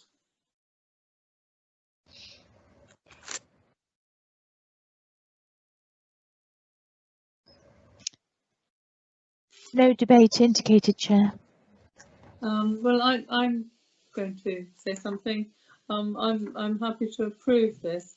I'm sure this is being also very heavily consulted upon with experts. I mean, we've got Rachel's team involved, and the applicant has his own historic advisor. So I do take the point that it is a pity that an old wall has to come down, but there is a question of progress, and it's not that, you know, they're taking the wall down, there'll be nothing there. They're just alterations in the wall, and it is a pity, but this, I think, are the requirements of this approved application. And there also are safety concerns, aren't there? I mean, no one has said that the wall at the front is unsafe, but in doing so, in renewing that bit of wall, then there will be safety to the members of the public. So I'm happy to approve this application. And unless I'm joined by... Yes, yeah, we now have two councillors wishing to join you, Councillor Councillor Reid and Councillor McLean. Thank you. Councillor Reid. Thank you, Chairman. I think, as you've noted, hopefully noted in my questions with regard to the pattern of the brick and the type of mortar being used, are terribly important. And I think as the wall is not in a terribly pretty state at the moment, it is a good chance to enhance the wall in those type of areas. And I think as long as it fits in with the listed building in its construction, I'm more than happy to support the recommendation. Thank you. Thank you. Councillor McLean. Thank you, Chair. Sorry, having microphone problems here. My only thought on it is we've effectively been told by Kat that if we pass the first application, the second one we should pass anyway. But the only concern I have is a continuity when we look at walls. The number of times we've had applications come forward to move walls or put buttresses in on walls that have been fought by conservation. This one we seem to be saying, yeah, you know, we must do it. I just find that a little bit, we need some more continuity on this, I think, when we're looking at listed walls. But I will be supporting it. Thank you, Chair. Thank you. Chair, we've had a request that the officer should just clarify that point, if that's possible. Thank you. Yes. Thank you, Chair. That I didn't actually say that because the first application has been permitted, the listed building application should be permitted. I think, and apologies if this wasn't very clear, I said that the two applications, yes, they're linked, but they're dealt with under separate legislation. So members can vote to refuse the listed building application if they wish to do so. There's no obligation for them to permit. Thank you for clarification. Thank you. I think we were quite clear on that. Yeah, thank you. Chair, we have Councillor Clear also requesting debate. Councillor Clear. Thank you, Chair. Very short and sweet. I think the alteration and demolition of the existing walls and the erection of the new boundary walls will be of great benefit to this scheme, so I fully support it. Thank you. And I didn't quite hear the name of the other person, Vice Chair. No, that was it, Chair. Thank you. Right. I think that's it for debate. Yes, Chair. So this application has been recommended for approval. Dave, over to you for the vote. Yes, thank you, Chair. Councillor Clear. For. Councillor Evans. For. Councillor Gordon-Smith. For. Councillor Laming. For. Councillor McLean. For. Councillor Reid. For. Councillor Raphael. For. Thank you. And Councillor Rutter. For. So that's all 8 members in favour, Chair. Thank you. Thank you. Thank you. So that application has been approved, and we will now take a 15-minute break. So I make it 10 past. So could we be ready to start again by 25 past 11? Thank you very much. To listen to your presentation. Thank you, Chair. The application site is shown in red on the location plan.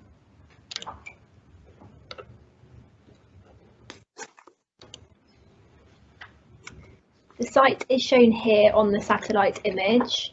The surrounding area is characterised by low density residential development. To the north of the site is open countryside, and to the east is the M3.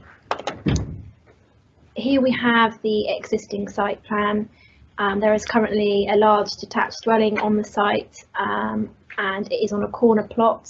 So we've got Field Way to the right and Hurdle Way to the north.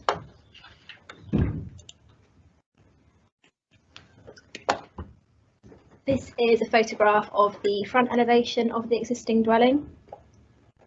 And this bottom photograph is taken standing on the corner of Field Way and Hurdle Way, looking back at the existing dwelling here.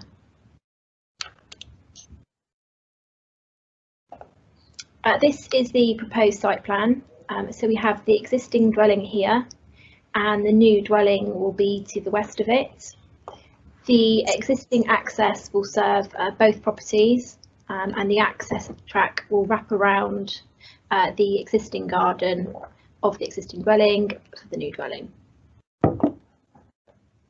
This photograph is looking at the rear elevation of the existing dwelling, and the proposed new dwelling will be to the left in this location here. So here we have the proposed elevations. So this is the northeast elevation, which will face onto Hurdle Way. It's a 2-storey dwelling, and on the first floor there are some balconies. There's also a separate outbuilding here. This bottom image is the southeast elevation, and this will be closest to the existing dwelling.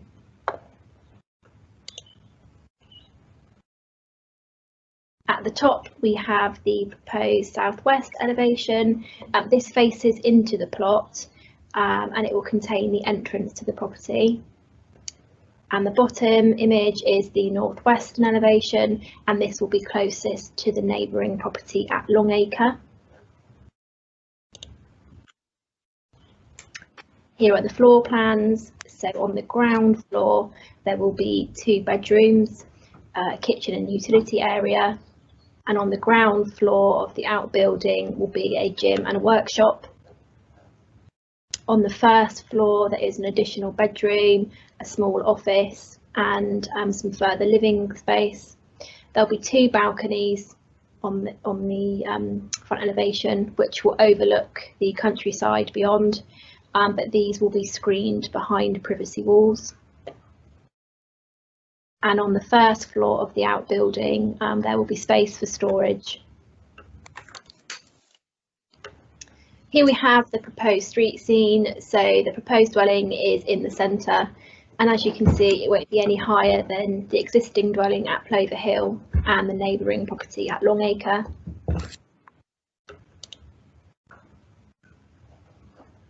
This top photograph is looking at the rear of the site. The bottom image is a photo of the existing garage. This will be removed through the application and the new dwelling will be positioned in this location, and you can just see the neighbouring property at Longacre beyond. Here we have photos of the western boundary with the neighbouring property. The existing hedge and trees will remain to provide screening. This is a photo of the existing access. This will remain the same under this application and serve both properties. And lastly, this is a photo looking at the dwelling from Fieldway. So that's the existing dwelling there, and the new dwelling will be behind. The application is recommended for approval, Chair, and that is the end of my presentation. Thank you. Thank you very much. Thank you. So we move now to public speaking, and the first person to speak is the objector, David Jobson. Good morning, Mr. Jobson. We've already seen each other, I believe. Good morning, Chair. Thank you. Thank you. Look, great. And so when you're ready, you have 3 minutes. Chair, thank you. Good morning, and thank you for the opportunity to make this submission on behalf of the Compton Down Society and the community it represents, including over 20 neighbourhood objectors to this application. As per the report circulated to committee members and officers in advance of this meeting, our focus of concern is the cumulative road safety impact of infill dwellings in Compton. It relates to 3 policy issues, namely the national and in turn Hampshire Highways policy defining safety criteria at the junctions to Otterbourne Road is unchanged. The national planning policy framework relating to the unacceptable cumulative development impact on highway safety is disregarded, and the statutory standing advice requiring Hampshire Highways to be consulted where development is likely to have a material traffic impact is inadequate. In supporting evidence, the report details 7 infill proposals where the Hampshire Highways Officer and/or Planning Inspectorate have, respectively, recommended against or dismissed appeal applications due to the unsafe junction splays to the Otterbourne Road, contrary to opinion on page 66, last paragraph of this case report. Referred to the 2006 Winchester City Council embargo to prevent a development breach of the traffic safety threshold defined by the Appeal Inspectorate. Summarised the National and Hampshire Highways Technical Guidance Note, TG3, and relevant traffic surveys confirming the road junction at Otterbourne Road are unsafe.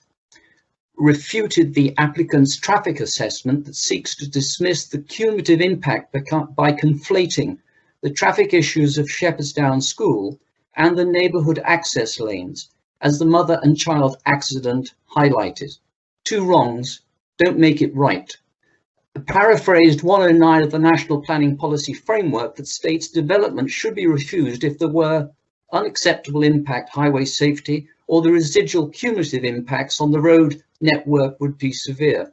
And finally explained the absence of due process and diligence in addressing the cumulative traffic impact of this application. In conclusion, Chair, before deciding on this application, we implore you to re-examine the former Winchester City Council development embargo that stemmed the ever-increasing traffic volume and its adverse impact on road safety in Compton Down. In any event, as with previous infill proposals, this application should be rejected due to the cumulative impact on road safety. Thank you for listening.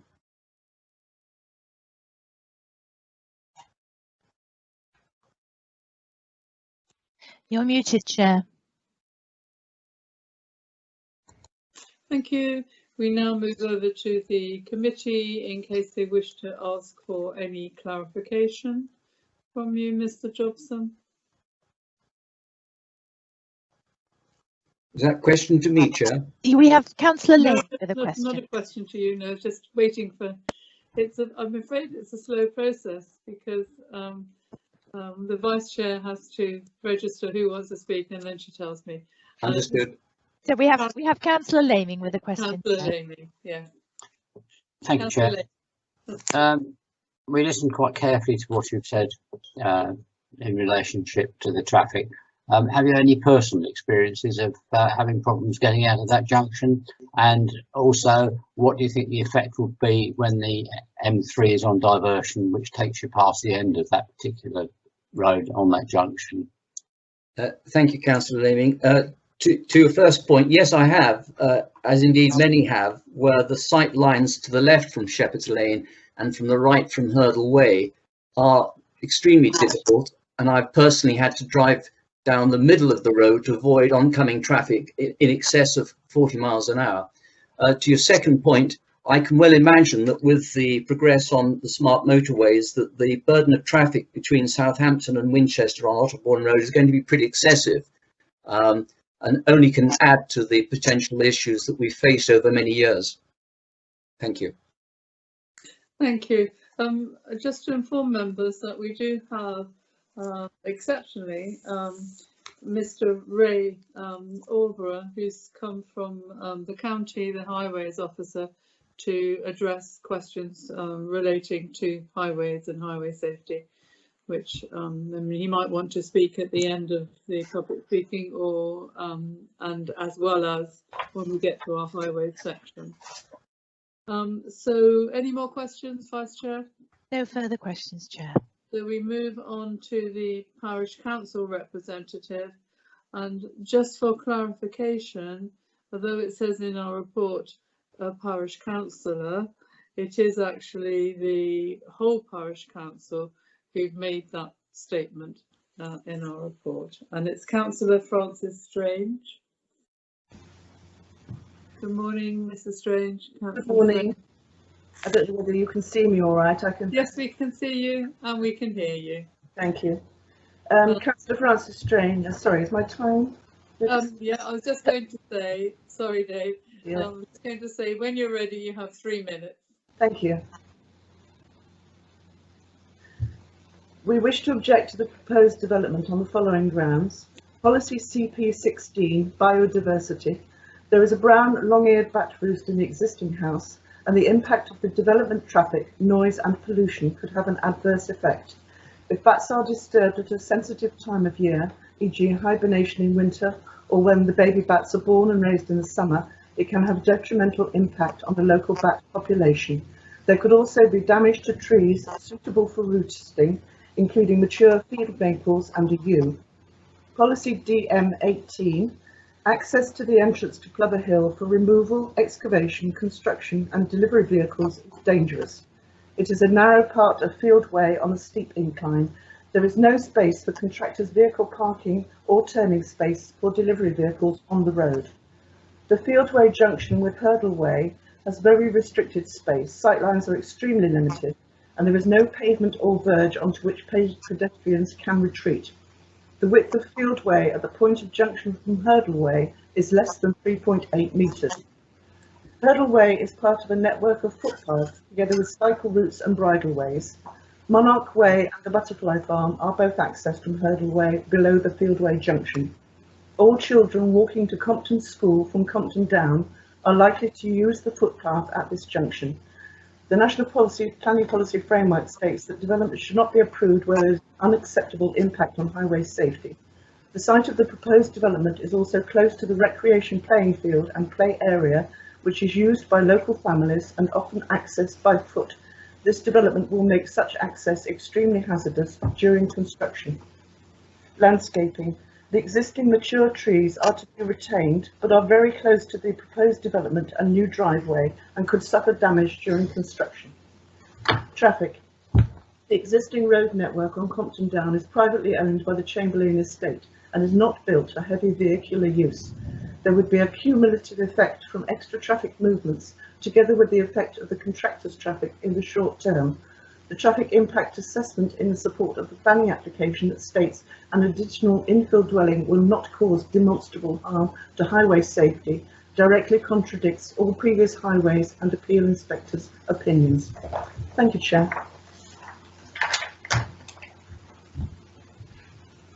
Thank you very much. There could be some questions for you. Mr. Jobson, I wonder if I could ask you to turn your camera off as you're not speaking. Thank you. So there could be, Councillor Strange, some questions for you from members of the committee. Vice Chair? There are no questions indicated, Chair. Thank you. There is an annoying buzz on the line. I don't know if somebody's left a microphone on somewhere. Anyway. No, everybody apart from me and Councillor Strange have their microphones muted. I can't hear the buzz myself. Anyway, there are no questions, Chair. Thank you. No questions for you anyway. Thank you, Chair. Strange. And if you could turn your camera off.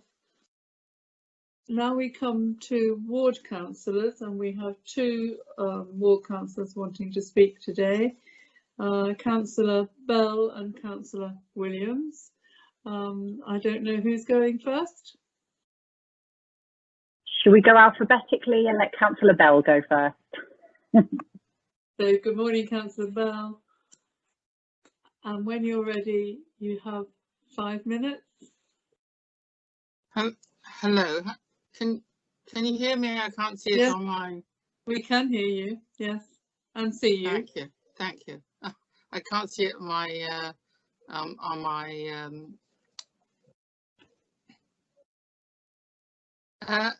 Right, when you're ready, you have 5 minutes. I'm just about to turn my microphone off just in case it's causing the buzz. Yeah. So, well, I'm here to support the local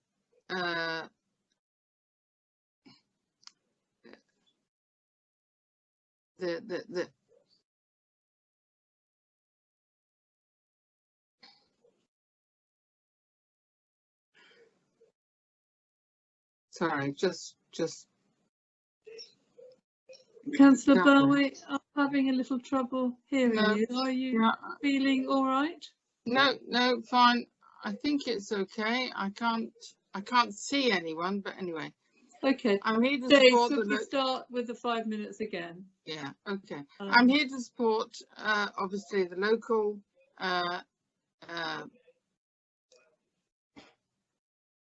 the local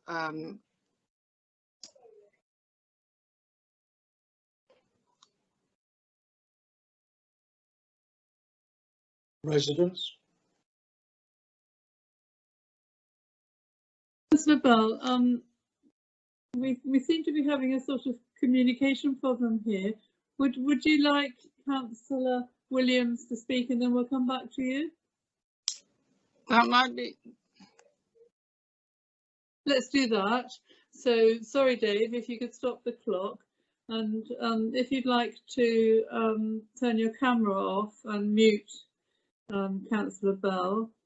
And then we'll go to you, Councillor Williams, if that's okay, and then we'll go back to Councillor Bell. No, that's fine. Okay, so I would like to speak against the development of Plover Hill, and I will outline some of the reasons why I would like to do this. One of the first ones is the local area design statement. As sort of stated in the VDS, in order to keep key characteristics of this area, infill development should be kept to a minimum. Any development that is granted needs to be in keeping with current properties and must be in keeping with previous planning department decisions. As expressed by other objectors, the impact on traffic is another big issue. The junction onto Otterbourne Road is dangerous. It has reduced visibility, and in the past, planning has sought to keep the level of traffic using it to a minimum by not allowing additional properties to be built in this area. The current road network is not designed to support additional traffic. Also, these roads around this Plover Hill are privately owned by the Chamberlain Estate, and it is not suitable for regular and continued use, with the additional property and the additional traffic that will be there during the development of this property. Under DM18 access and parking, the sightlines of the junction with Hurdle Way and Field Way are extremely limited. This road has no pavement or verge, making additional traffic unsafe for pedestrians. It is a well-used road for pedestrians, for general walking and access to those going to Compton schools. According to the MPPF, if development impacts highway safety, it is not acceptable. Also, the location of access to the entry of Plover Hill means that it is unsafe for larger vehicles and there is no parking or turning space, and this will be a big consideration during construction.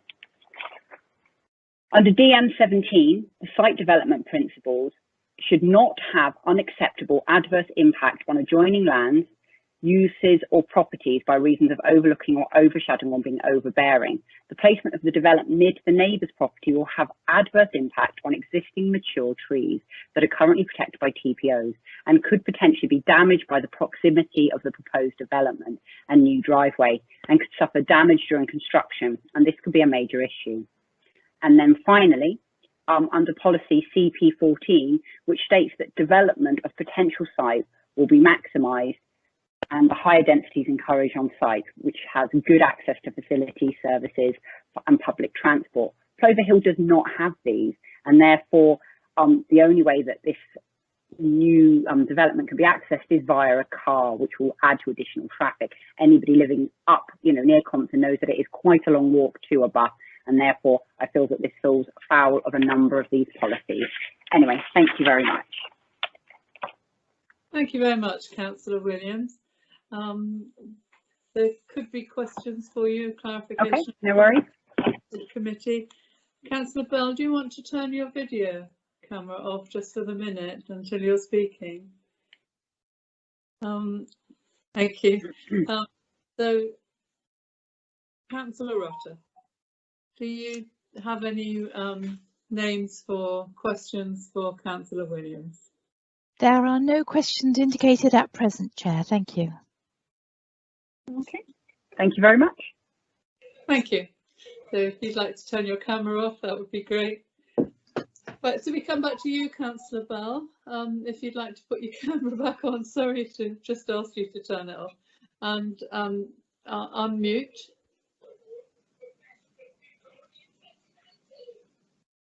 Am I both on camera and unmute? Yeah. Yes, we can see you Okay. and hear you. Thank you. When you're ready. So I would like to just support the Parish Council? yeah, support the parish council in what they're putting forward at the moment. This particular application, what it's doing is actually saying that the parish there is a particular problem of access onto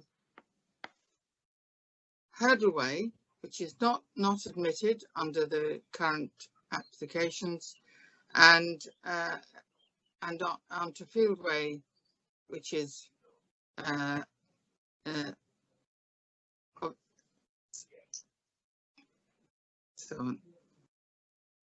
so my presentation is that this is not appropriate. Thank you. Thank you very much.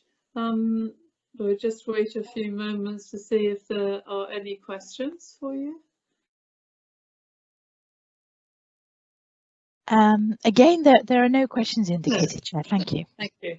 Thank you very much, two ward councillors, Councillor Williams and Councillor Bell, for your contributions today. So, Councillor Bell, if you'd like to turn your camera and mute your microphone, that would be great. And finally, we have three supporters I've got on my list: Jeremy Higgins, the agent, Mr. and Mrs. Carter, who are the applicants. We have three supporters I've got on my list: Jeremy Higgins, the agent, Mr. and Mrs. Carter, who are the applicants. So you presumably talked about who's going to go first. You're going to share 3 minutes, and how you share it is your choice. So, Mr. Higgins, are you going first, or Mrs. Carter, or? I think it's been agreed with Mrs. Carter that I will speak, and should the committee have any questions for either myself or the applicants, then at that stage she will speak. Well, that's fine. Yes, I mean you can answer questions as well. So over to you, Mr. Higgins. You have 3 minutes. Thank you, Chair. Well, good morning. As I said, I'm addressing you on behalf of the applicants. As some of you, as has been discussed about 15 years ago, on the advice of its then highway engineer, Ian Elvin, the council decided to place a limit on the number of new dwellings that could be developed in Compton Down. And this was because of the fears that the junctions serving Compton Down would become unsafe because of the number of vehicles using them. Since then, however, both the City Council and the County Council have granted permission for the extension to or the replacement of existing dwellings with larger dwellings, as well as a number of extensions to Shepherdstown School, which when combined have generated at least 172 additional daily traffic movements through these junctions. Despite this increase, Hampshire Constabulary have confirmed that there have not been any accidents at these junctions in the past 5 years, which is as far back as that data goes. When considering the council's stance to additional residential development within Compton Down, it's important to consider the context in which this decision was made. As some of you may be aware, in the mid-2000s, the government published a document called Planning Policy Guidance Note 3, which sought to increase the density of new residential development. This resulted in the council being faced with a significant number of applications of higher density residential development in Compton Down, which led to the council producing the local area design statement. I can appreciate that the parish council, and maybe some of you as well, may consider that permitting this application would open the floodgates for a surge of residential development in Compton Down again. There are 3 important reasons, however, why this will not happen. Firstly, the local area design statement only supports the development of single dwellings. Secondly, planning policy has changed substantially, and whilst it is still important to use land being a finite resource efficiently, a more balanced approach is now followed, which seeks to balance this need with the need to preserve the character of the area. The third reason is that there are only a handful of plots remaining in Compton Down which could meet the requirements of the local area design statement. In summary, I would commend that the officer's comprehensive report to you and urge you to support her recommendation to approve this application. As I said, I'm very happy, and the applicants are, to answer any questions that you may have about the proposed scheme. Thank you. Thank you very much, Mr. Higgins. So, Mrs. Carter or Mr. Higgins are ready to answer any questions that the committee may have. Just wait a few minutes to see if there are any questions. I have a question, if I may, Chair. Yes, Councillor Rutter. Thank you. Thank you very much for your presentation. Could you just tell me, I'm looking at the plans, what is the surface going to be for the driveway round, and was there no possibility of making that a bit shorter? Is it going to be a permeable surface? And it seems a ridiculous long way round to have a driveway to the second house. So perhaps you could just explain that to me. Jeremy, do you want me to answer this? Yes, absolutely. Or you or Mr. Higgins can answer. We would have liked to have had access off Hurdle Way, but we do not own the verge outside. It's owned by Chamberlain MacDonald, and discussions weren't very satisfactory. So we've opted for that long track. But we've actually researched how we might construct it, and our plan is to use what's known as a cellular confinement system, which doesn't compromise the root protections on the trees, and also it is permeable, and it's quiet, which is obviously very important when it comes to living in this neighbourhood. Thank you. Thank Mr. you. Higgins, anything to add to that? No. No, Chair. Thank you. Vice Chair, any further questions? No further questions, Chair. Thank you. So thank you very much, both of you, for coming along today. If you could mute your microphones and turn off your cameras. Obviously, you're going to stay with the questions and debate. Thank you very much. Thank you. Thank you. 5, principle of development and design and layout and impact on the character of the area. We'll do neighbourhood amenity next. We have Councillor Reid with a question on principle of development, Chair. Councillor Reid. Thank you, Chair. It's more of a clarification, if I may, Chair.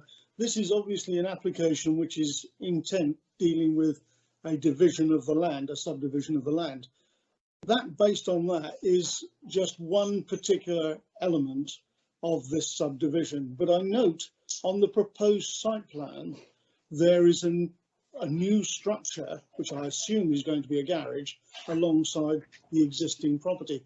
Whereabouts is that going to be dealt with? Is it, I don't know, where is it going to be dealt with? It's obviously not on this application. Verity? Thank you, Chair. Let me just have a look back through my plans.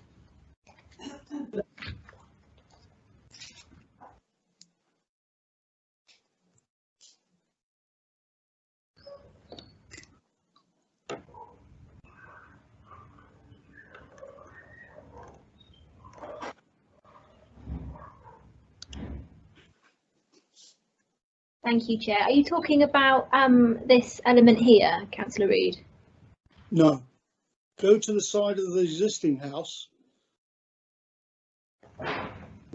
Same plan, but if you go to the other side of the house, there is a new structure there.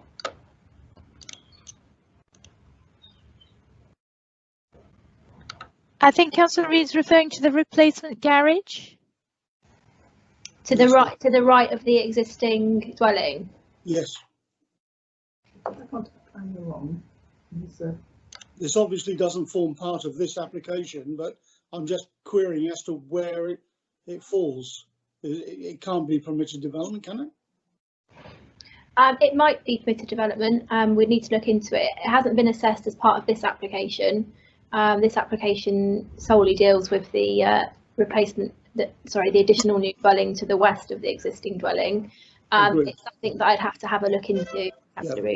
That's why I raised the question, just to clarify where that came in. Yes, so thank you, Chair. Verity will get back to you, Councillor Reid, because it's not part of this application. No, you're right. If that's all right. Yes, yeah. So, any further questions, Vice Chair? No further questions on this section. Thank you, Chair. So let's move on then to the bottom of page 65, impact on neighbouring amenities and landscape and trees.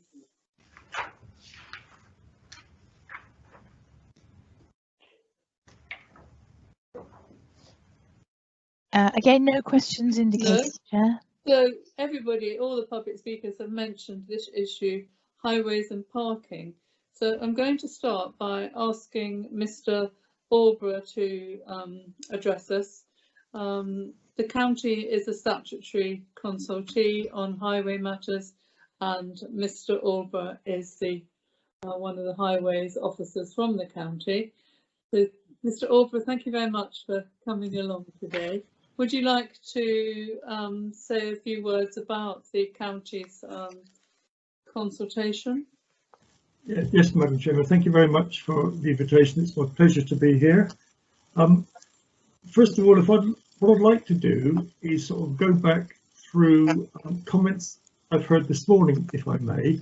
Yes. And perhaps expand on some of the points that I've heard. Mr. Higgins, when he referred to the junction with Otterbourne Road, I'm sure was referring to the junction of Hurdle Way rather than Shepherd's Lane, which is the alternative access of the Compton Down, as I'm sure everybody in the meeting is aware. And what you said about Hurdle Way is quite correct, in the last 5 years there has not been a personal injury accident recorded. I, however, have done a 10-year study of the accidents. There was one, and I'll come to that later on. There were 3, by the way, at the Shepherd's Lane junction. If I could refer now then to the comments of the Compton Downs Society, there was reference to safety criteria at the junctions of Otterbourne Road being unchanged. Well, unfortunately, that's not quite correct, because in the meantime, and to be honest, fairly recently, the County Council document on visibility displays has been changed. So the minimum vertical height one now has to see is been increased from 0.26 metres to 0.6 metres, and this does have an impact on the available visibility from Hurdle Way. The third point they make on 3C about the standing advice, this is the first I've heard of that standing advice being inadequate, so it would be helpful to know sometime in more detail what is meant by this. There's reference to 7 infill proposals, and there's no argument there. That's clearly a matter for public record. The embargo that's been mentioned a number of times, and I was made aware of the embargo some time ago now. In my professional view, I just think that an embargo forever is potentially dangerous to the community, but that's not a highway related matter. In terms of the junctions themselves, there has been reference to them being dangerous. I think the personal injury accident record over the 10-year, or the last 10-year period, which ended on the 30th of November, that's when the records are available, would suggest otherwise. I mentioned the accident, or the incident I should describe it as, at Hurdle Way junction with Otterbourne Road, and I mentioned there were 3 at the Shepherd's Lane junction. The one at Hurdle Way did not involve a vehicle or a vehicle driver, at least, relying on the visibility from the junction. It involved the vehicle waiting to turn right, being hit by a following vehicle, and indeed the vehicle it was the one behind that went into the back of the intervening vehicle. There was a similar accident at the Shepherd's Lane junction, so they were both vehicles coming from the north direction. The visibility issue at Hurdle Way is to the south, over the motorway bridge. The second incident that happened at the Shepherd's Lane junction did involve a vehicle travelling northbound on Otterbourne Road, suddenly realised vehicles in front had slowed down, and in braking hard, lost control of the vehicle, hit the curb and then bounced into the opposite lane and collided with the vehicle travelling southbound. The third incident involved a vehicle driving out of Shepherd's Lane, turning right into the path of a vehicle travelling north, where there is more than adequate visibility for drivers to see approaching vehicles. Madam Chairman, what I'd like to say is that with a personal injury accident record over this period of time, and bearing in mind the amount of traffic that is likely to be generated from a single dwelling, there is a minimal increase in the risk of collisions occurring at these junctions, but it is minimal. And therefore, all I can suggest is that in the current circumstances, it may be difficult to defend a highway objection or refusal at an appeal. One further point I'd like to make is that I do not disagree with anything anybody has said about the pedestrian and cyclist use of the local road network. But I would point out that over that same 10-year period, there has been no recorded personal injury accidents. And therefore, what I'm saying, Madam Chairman, to the committee is that whilst the two junctions are not perfect in terms of their visibility display provision, and that is to the right coming out of Hurdle Way and to the left coming out of Shepherd's Lane, the personal injury accident record does not suggest that this has resulted in any significant danger to members of the public. And with the limited traffic generated by the completed development, then yes, that will increase, but it will only be a minimum increase and unlikely to result in any significant worsening of the statistics. I hope, Chairman, that is acceptable. If there are any questions, clearly I'm here. Yes, I'm sure there will be questions, but that was very helpful. Could I just start the questions? So just to be clear, I think this is what you said, is that it would be difficult to sustain a highway objection to this application and defend it at appeal. That's my professional view, Madam, yes. And and then the point about the embargo, which was agreed between the two councils, that was lifted or about 5 years ago, was it? I've seen a record of a meeting that was held in 2019 about that colleagues of mine attended with, I think, the head of development planning management and the local members at the time. And my colleague explained why an embargo is not appropriate. Okay, thank you very much. So, members, any questions for our highways officer from the county? Yes, we have questions from Councillor Laming and Councillor Reid, Chair. Councillor Laming. Yes, thank you very much. I was interested to hear just this last few seconds that there was a meeting from, which local members attended. I was unaware of that, and certainly I don't remember ever having an invite to it, so I'm a little bit shocked on that. You say that the displays have changed in specification, which I can understand to a certain extent, because that's not necessarily down to Hampshire County Council. But we do know that this is a very difficult junction to get out of at the best of times. And being ward councillor for this area, I do come out of that junction on both of those roads on a fairly frequent basis, and I do find it quite dodgy, to say the least, coming up.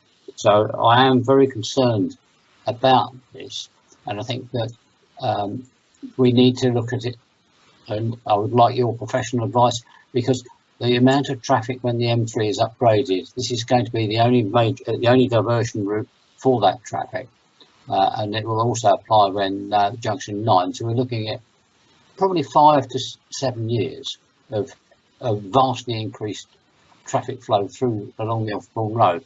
So how can we justify you're saying it's safe, and we can uphold it at an appeal? That is really quite a crucial point in my opinion. Thank you. Mr. Albrough, do you want to comment on that? Yes, I think the issue of roadworks and the Osborne Road being a diversion route are clearly temporary issues. I appreciate if the road is used when the junction 9 of the M3 is altered, it will be used as a long time. But over the last 10-year period, there would have been times when Osborne Road was being used as the diversion route. And whilst I don't know the precise dates that it was, I don't think that is necessarily an issue. The important thing here is you've got to consider the amount of additional traffic in proportion to the existing traffic that the new dwelling would generate, and it is very small indeed. I'm not suggesting that getting out of either Shepherd's Lane or Hurdle Way is an easy thing to do, and I don't use it very regularly. In fact, I've only been there twice. That was once to view the application site, and secondly to have another view yesterday. On both occasions I had no problem, but at such a limited number of times to make a judgment on, I don't think it's necessarily the right thing to do. So I certainly do not agree with Kate's line in terms of the difficulty of getting out of the junction. The question is, though, it's not of whether or not it's difficult to get out of the junction. It's a question of whether or not the personal injury accident record would suggest that it is a risky manoeuvre to make. And over 10 years, with just a very limited number of accidents that I've been through already, I think it would be very difficult to justify an objection. An inspector may take the line of his colleagues who dealt with applications in the area previously, but there's no guarantee of that. Yeah, unfortunately, not all the accidents do get reported because it's only ones with injury, as I understand it. I've been travelling that particular stretch of road ever since I was 18, so that's a considerable number of years. And it is a very dangerous stretch, that bit, even before it had been modernised. So I do think that we need to take a look at the cumulative effect of what's going on Compton Down and take that into account as well. Is that a question, Councillor Lamy? Yeah, I'm just asking for the finalised opinion on that. Thank you very much, Chair. I think we have to take each application on its merit at the time that we determine it, or rather the planning authority determine it. Thank you. We've got Councillor Reese has a question. Thank you, Chairman. Could I say first of all how nice it is to see a Hampshire County Council officer at one of our planning meetings again. We miss you very much. There are many, many applications that come up that have a, shall we say, a highway problem with members. I'm not sure whether you're able to answer this, but it comes under a highways and parking, and that is the Compton and Shawford VDS. Do we know when it was published or revised, please? This would be a question, well, do answer if you for want. Verity, I suspect. I'm afraid, Chair, I don't know the answer, but I'm sure one of the case officer will answer. Yeah, yeah. Verity, thank you very much. About the VDS.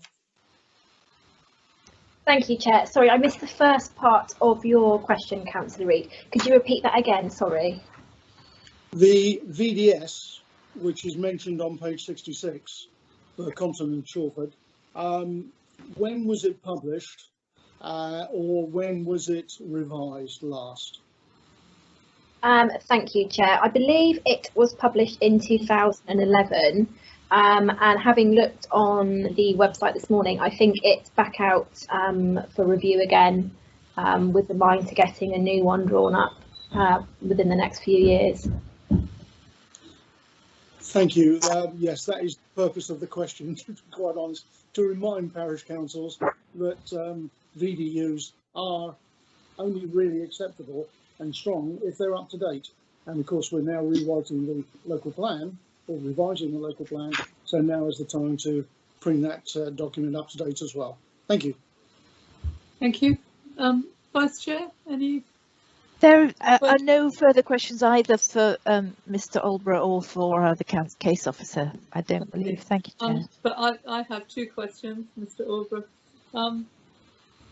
Councillor Williams was concerned about 4 sight lines at the junction. I know you said that the junctions weren't perfect, but presumably you've looked at those and you're satisfied that they are okay. Or... Chair, I've concentrated my efforts on looking at the junctions with Otterbourne Road. And as whilst I've driven through them, I think coming out of Field Way onto Hurdle Lane, I think that is, or Hurdle Way rather, that is quite good visibility space.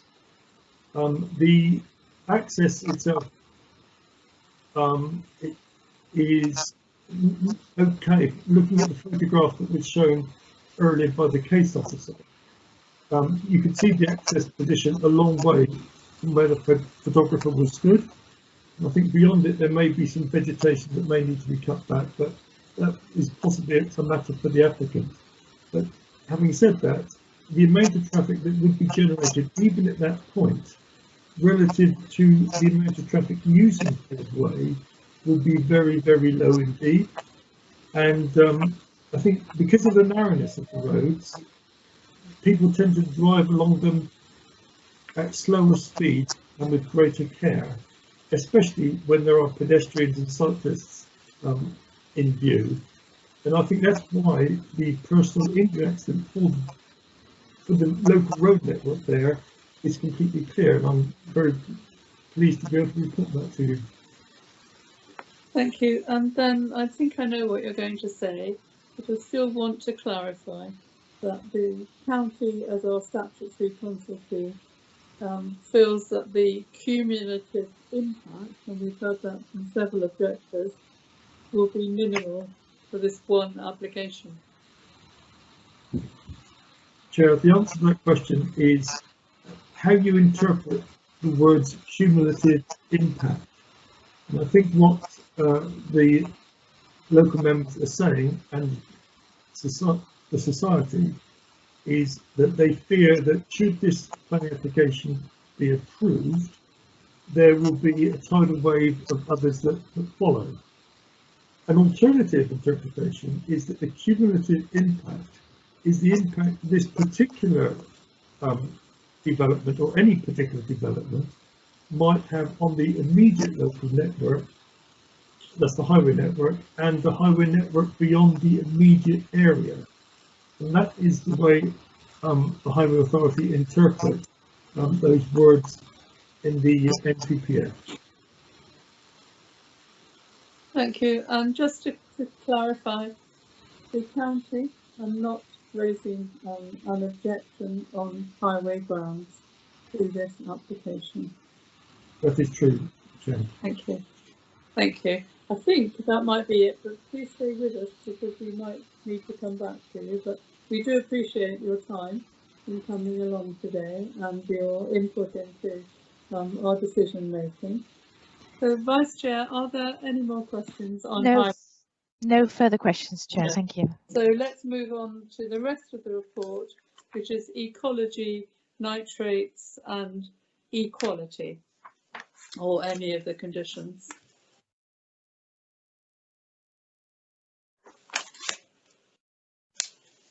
And there being no questions? No questions, Chair. Thank you. We'll move on to debate.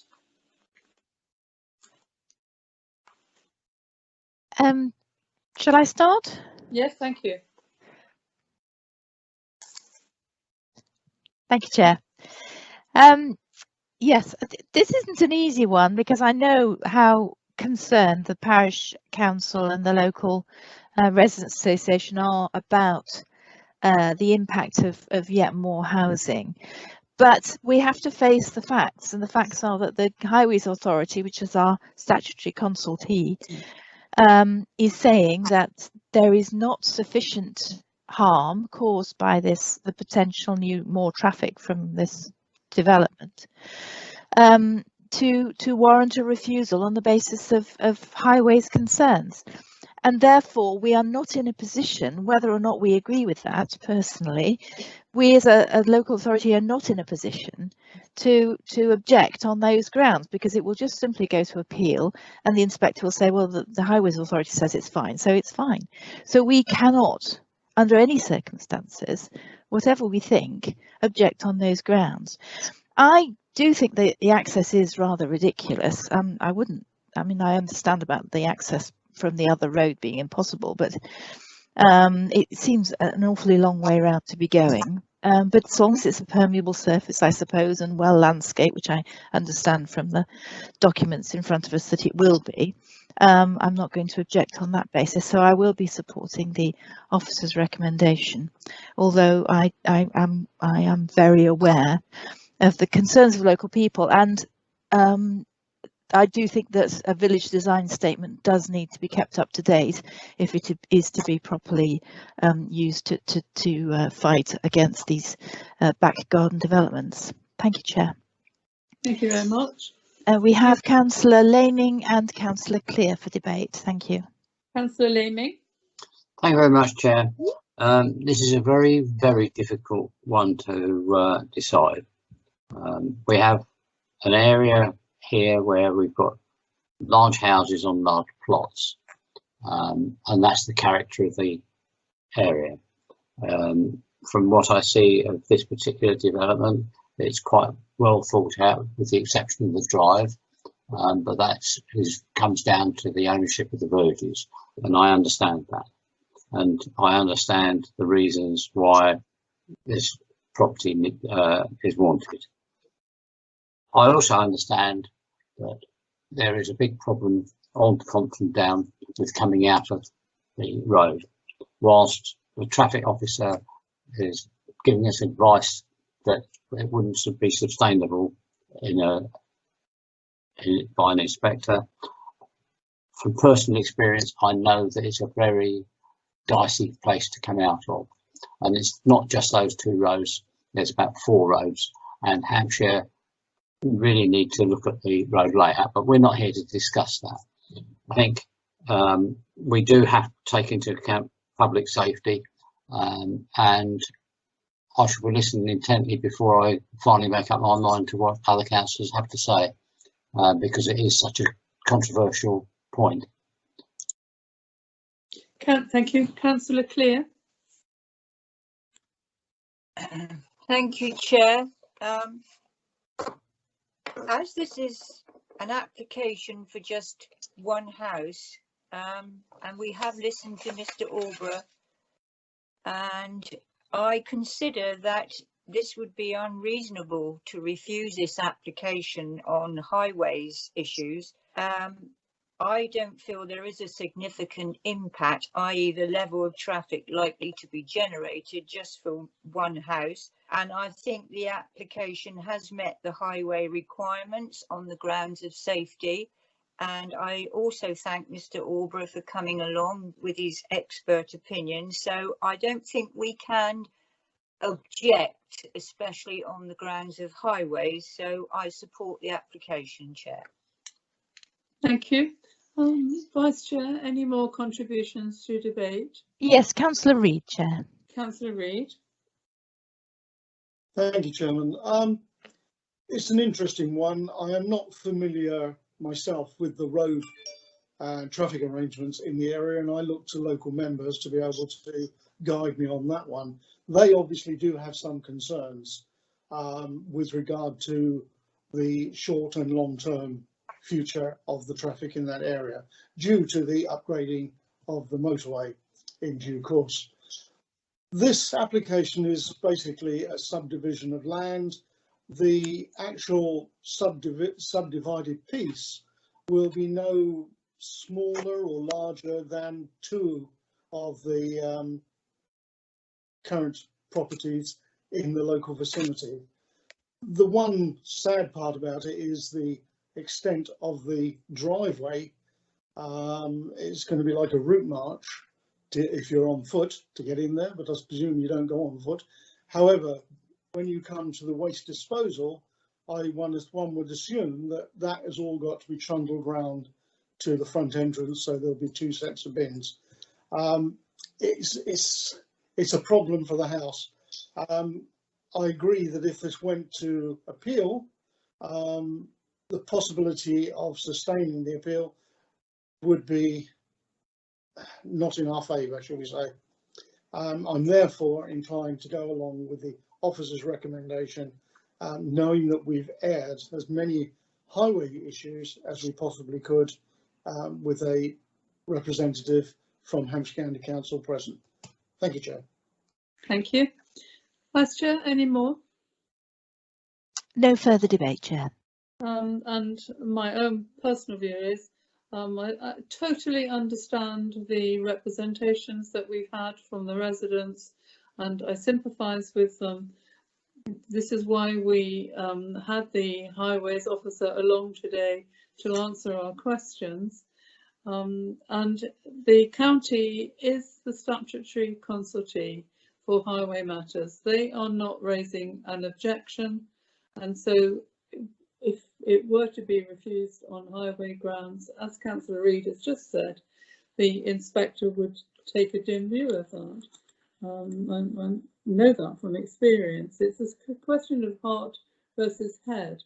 So although when I drove around there, it is really narrow, and I understand the concerns over the junctions, but we've heard, you know, very few accidents, and yes, the VDS needs to be updated if they still feel very strongly about it. The embargo which existed no longer exists, and so our hands are tied really as a planning committee, and so I shall be voting to approve this application. So Dave, over to you to take the committee through the vote. This application has been recommended for approval. Yes, thank you, Chair. Councillor Clear. 4. Councillor Evans. 4. Councillor Gordon-Smith. 4. Councillor Laming. 4. Councillor McLean. 4. Councillor McLean. 4. Thank you. Councillor Reid. 4. Councillor Raphael. 4. And Councillor Rutter. 4. Thank you. That's all 8 members, Chair, in favour. Thank you. So that application has been approved. We're just going to take a few minutes break. We'll start when everybody's back, but no longer than 5 minutes. It's nearly past, so that the next presentation can be put on screen. So we'll start again when we're all back, and no later than just 1 minute to 25 to. Thank you.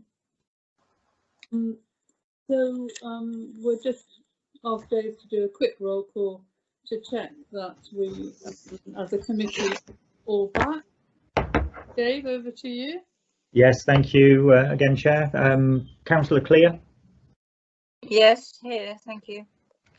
Thank you. Councillor Evans. Yes, I'm here. Yeah, to confirm. Councillor Gordon. Yeah, I'm here. Yeah. Thank you. Councillor Laming. Present. Thank you. Councillor McLean. Present. Councillor Reid. Present. Councillor Raphael. Present. And Councillor Rutter. Present. Thank you. Just confirm all members are ready for the next item. Thank you. Thank you. So we move on to agenda item 9, 20/02132/FUL. This is at Scandia House, Southdown Road, Shawford. We have the application is a subdivision of the site, creation of a new access and erection of a detached 2-storey dwelling with attached garage, and these are amended plans.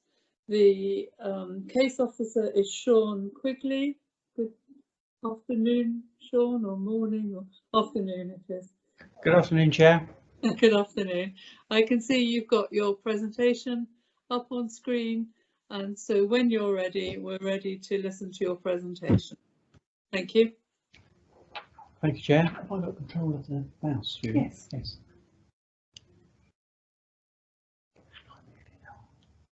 Thank you, Chair. So we've got an application for Scandia House in the residential area of Southdown.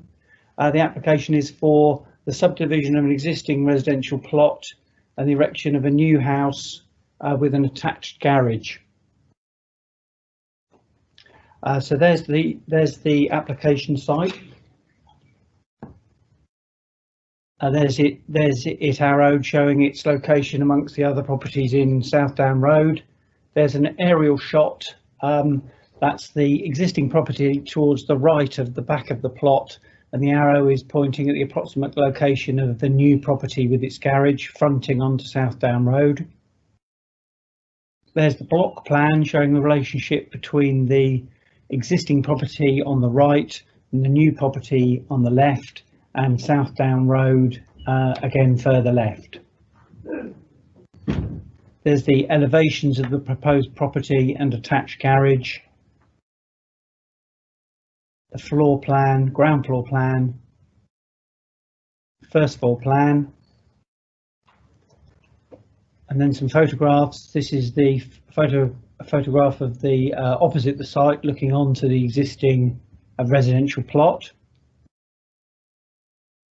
An area of the a view of the existing access to the existing Scandia house. You can just see the existing house at the back of the plot. A view of the frontage onto Southdown Road. Again, the access there that we just looked at in the previous photograph is in the centre there.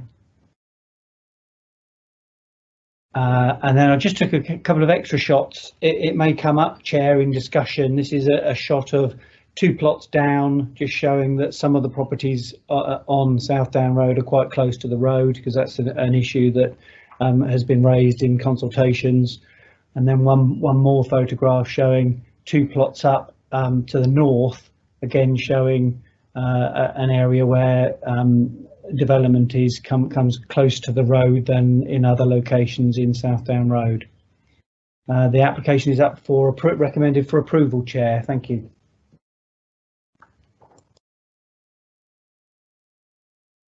Thank you very much. Now we come to the public speaking. The first person I have on my list is Mr. Mike Killingley, who's representing the South Downs Residents Association. Good afternoon, Mr. Killingley. Good afternoon. Right, I can't see you. Oh, there you are. Good. Right, when you're ready, you have 3 minutes. Good afternoon, everyone. I'm Mike Killingley, and my wife and I live at Woodlands, Southdown Road, immediately next door to Scandia House. I'm speaking on behalf of the Southdown Residents Association and the numerous local residents, including ourselves, who oppose the proposed development. You've received over 30 letters of objection and only 1 in support, and that was from someone who doesn't actually live in Southdown Road at all. In 3 minutes, I can't cover all our objections, but you will have read them, so I shall confine myself to just 2 key issues. First, this tandem development, the building of one house immediately in front of another, breaches the guidelines in the Compton and Shawford Village Design Statement, which stress the importance of retaining the neighbourhood's linear character. The Village Design Statement defines the area's character. Surely the local plan must respect this. Nowhere else in this part of Southdown Road has a new house been built directly in front of an existing house. There have been other developments, for example, only a few years ago, opposite Scandia House, but these have been linear and we have not objected to them. Secondly, this is a large house being shoehorned into a small plot, about 1/4 of an acre. This size of plot is uncharacteristically small for Southdown Road, another clear breach of the Village Design Statement guidelines. In their own planning statement, the developers have acknowledged that the house is well forward, and here I'm going to quote them directly. They say that the dwelling's position within the plot is required, quote, to secure sufficient separation to the donor's dwelling, unquote. Ladies and gentlemen, we don't object to all development in the area. There have been a couple of projects very near our home in recent years to demolish and rebuild, in one case with 2 houses in place of 1. We've had no problem with these. The pattern has been linear and it's been in keeping with the area's character. You will also be aware of the developer's recent plans to make changes to Scandia House itself. We have no problem with this either and have therefore not objected to it. However, we and the vast majority of our immediate neighbours feel that the nature of this proposed development is so out of character with the area that we must ask you please to reject it. Thank you very much. Thank you. Well timed.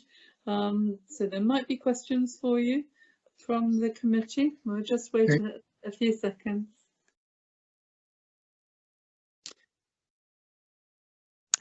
No questions presently indicated, Chair. No, I have a question about the VDS. Have you been involved with that, Mr. Killingley?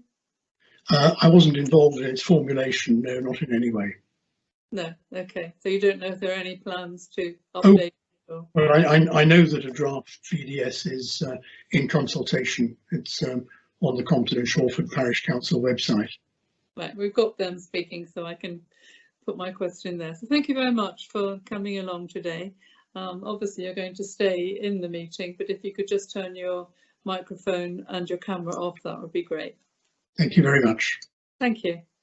So the next public speaking is the Parish Council, and it's Councillor Francis Strange. Hello again, Councillor Strange. And so you know the routine. You have 3 minutes whenever you're ready. Thank you. The clock will come up on screen. When you're ready. Thank you. The original property indentures made when the Southdown estate was established included a restrictive covenant stating that there should be no more than 1 dwelling per acre. This covenant has been adapted over the years such that the existing housing in Southdown Road is almost entirely single dwellings on plots of at least half an acre. The proposed development is thus totally out of keeping with the rest of Southdown Road and is not typical of the area. This would be the only development on Southdown Road where a new house is sited directly in front of an existing dwelling. The proposed development will overlook and seriously impact the existing property. Also, the elevations of white painted brickwork will not seamlessly integrate with surrounding properties. Policy DM16, plot size is 1/4 of an acre with a large house proposed. Within the context of the immediate area, the scheme is overdevelopment in relation to the plot size. This is out of keeping with the surrounding area and the village design statement. It is also proposed to extend the front of the house in a continuous linear manner, creating an overwhelming dominance of the house on the plot. The proposed scheme encroaches on the existing building line of the other properties on that side of Southdown Road.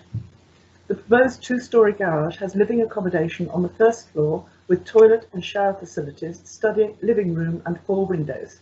Future development could convert the ground floor into a kitchen and reception area, providing separate living accommodation, as there would already be a staircase between the 2 floors, effectively creating a separate residence. This 2-storey building will also have an overbearing impact on other properties due to the ridge height. Policy DM17, the development will impact on quality TPO trees, both into the root protection area and canopy area. Replanting mature trees with new specimens, however large, will not compensate for the destruction of the large forest trees required to make this project viable.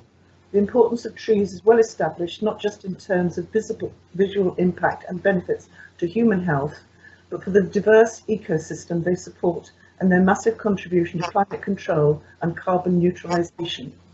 The proposal for another driveway will necessitate the removal of 1 or more mature trees. The proposed garage is now so close to the existing driveway that there will be an undesirable impact on existing landscaping, including the mature trees. Thank you, Chair.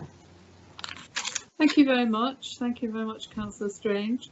So we'll just wait a few minutes to see if the committee have any points of clarification they wish to ask you.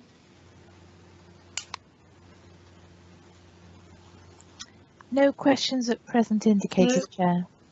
It looks like you're off the hook, Councillor Strange. Thank you very much. Did you want a mention of the village design statement? You did ask that question. Oh, yes, I do. Yes. Thank you for reminding me. I am involved with the draft, should we say, revision. It will be actually more than a revision because now that the government are doing the white paper on planning, things are changing so much. So I am in the process of actually looking at a complete revision of the village design statement. Right. That's a lot of hard work, that. It is. Thank you. So will that village design statement make any comment on plot size, or we have got quite a lot on the village design statement. We've got a whole paragraph on it. But will it discuss plot size and density of development? we would be looking at the distinctiveness of each, because we have 4 areas within our parish, and we would be looking at the distinctiveness of each area as it is. So yes, we probably would. Thank you. Well, good luck with that anyway. I know, having been involved in our own village, it is a lot of work. Thank you very much. Thank you. Grange. Thank you. Right. Ward councillor. I've got Councillor Williams here, and I think Councillor Bell is feeling unwell. Is that correct? So we're just going to ask you. Is that correct? A correct statement? Yes. You. Yes. Yes, I know that when we last saw Councillor Bell, she didn't look at all well. So Councillor Williams, you know the routine. You have 5 minutes when you're ready. Okay. Thank you. Yes, I would like to object to Scandia House, and I think I've got a number of different points to make on it. But I think one of the sort of key things is that it's this idea that it's cumulative. It's this idea that we keep adding on development and changing what is the local distinctiveness. So looking under DM15 for local distinctiveness, it is that properties should enhance or conserve the key characteristics that have been identified in the village design statement. And this proposed development does not meet this criterion. Firstly, its positioning means that it is situated directly in front of the current dwelling, and it will be out of line with other properties on that part of Southdown Road, and it will have an impact on the look and feel of the street, which kind of leads to this idea that it is not enhancing or conserving those key characteristics. Secondly, this development and others in the area are having a damaging impact on those key characteristics, and we need to take account of the cumulative effects. We need to consider what impact is this having on these areas, on these communities, you know, as they continue to grow. And then thirdly, that there are mature trees at Scandia House that are in the front garden, including 3 yew trees, and currently these are protected, and we need to maintain them as they do add to the public realm, and they do provide a visual amenity to the local community. And, you know, having had lots of discussions with people within your sort of tree department, this is really, really key. This is something, I mean, they are directly in front. They are absolutely visible from the road. And I think, you know, with our whole emphasis on the environment and what we as councils want to achieve, it seems to me we need to protect these trees at all costs. Also, DM16 site design criteria. The position of this development at the front of the plot will result in it dominating the plot, and it will be out of the building line. Therefore, under section 1, it does not meet the criterion, as it does not respond positively to the character and the appearance of the local environment. The garage is 2-storey, and this means living accommodation on the top floor of a toilet and a shower facilities means there is potential for it later to be converted into a separate property, which again allows a continued sort of encroachment into the area of more and more properties. The driveway position sets a dangerous precedent. It will potentially mean the removal of the protected trees, and it will overlook the neighbour's property, and therefore every time the driveway is accessed, they will feel overlooked, which they currently aren't. So to have, you know, a front room where you aren't overlooked, and to suddenly have somebody driving in or out, lights flashing into your house, is not very desirable. And then finally, DM17, site development principles. It is again not to have an unacceptable adverse impact on adjoining land, uses or properties by reasons of overlooking, overshadowing or being overbearing. Under the council's high quality spaces supplementary planning document, it states that new development does not have a detrimental impact on adjoining land. The main house has windows that are on the boundary of the existing neighbours and therefore will look onto their property. Planning should take local circumstances into account, also to make sure that the character reflects the needs and opportunities of each area. I think for me, having had a look at some of the plans and the things that are on there, it is making sure if planning is given, that the windows that are overlooking the neighbour are obscured glass, that there is some consent, you know, and some sort of I can't think of the word, it's gone out of my head, but there is basically, we must allow them to have that privacy. So they must be obscured glass. I think most of the windows are bathroom.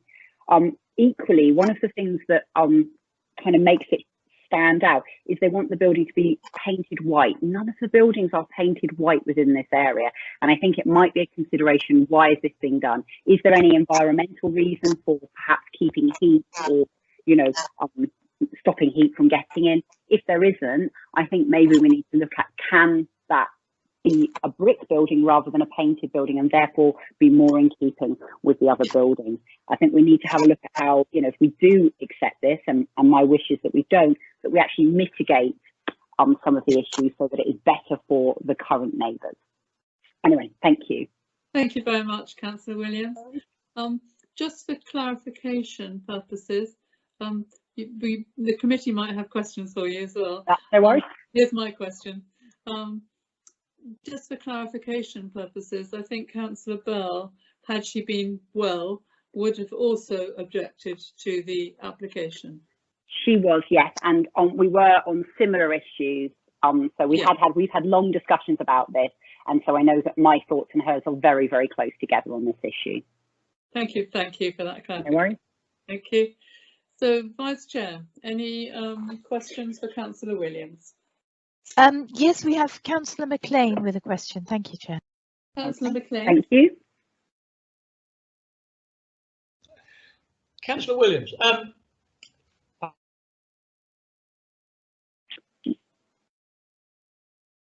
Sorry, I've lost you there, Councillor McLean. Yeah, Councillor McLean's having connection problems today, so we'll just wait a few minutes to see if give a second, yeah. Yeah. Councillor McLean, we've lost you.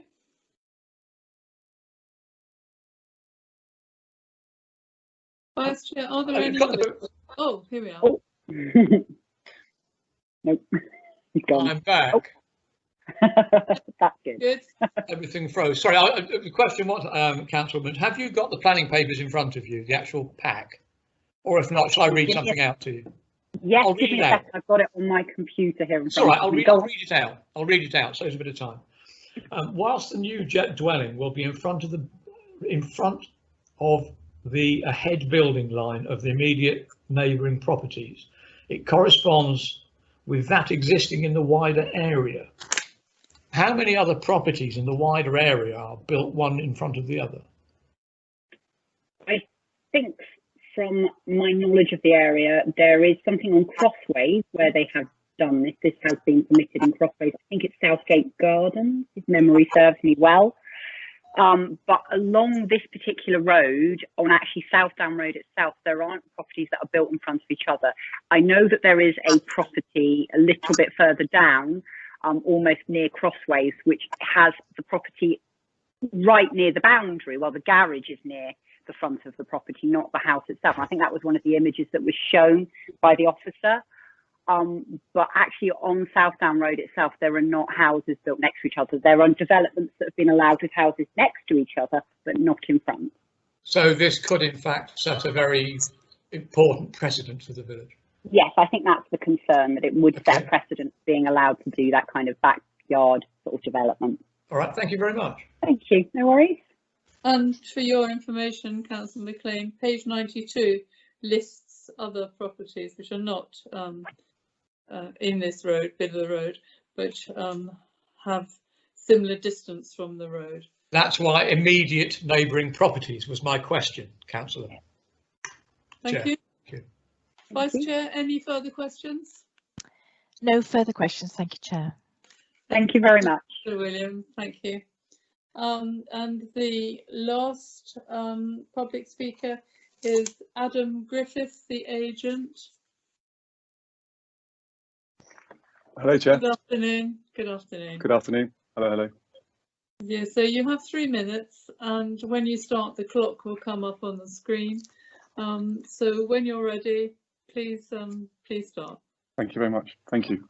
Dear members, firstly, thank you for the opportunity to speak on behalf of our client as the applicant in support of the current application.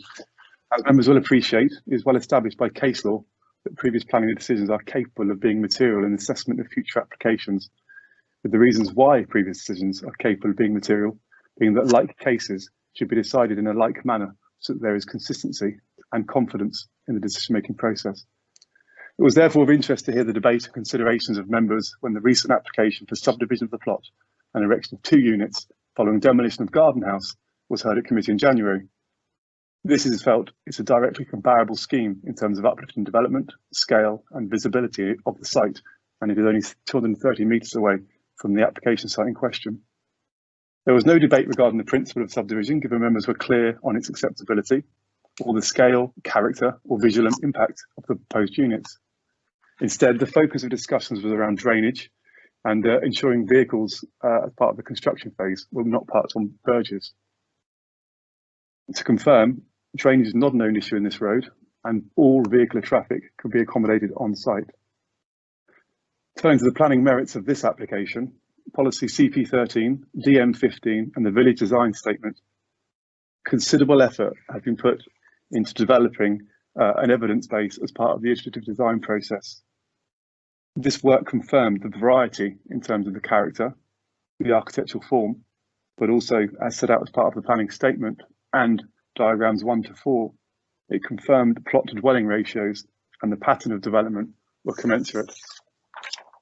Ultimately, this analysis directly informed the scale, mass, character and form of the proposal before members, and as agreed by officers, would be wholly in keeping with the character and pattern of surrounding development.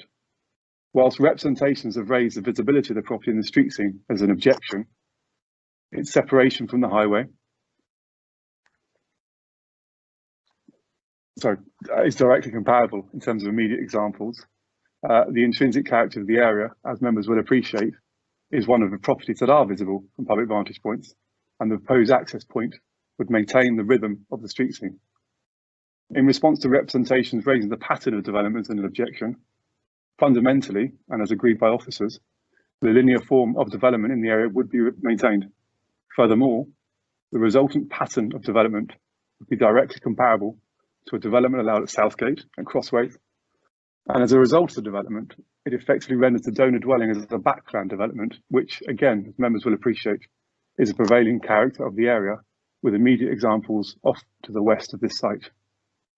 Representations have also raised the loss of vegetation as part of the development as an objection, and put simply, this has all been done lawfully. If you'd like to finish your sentence.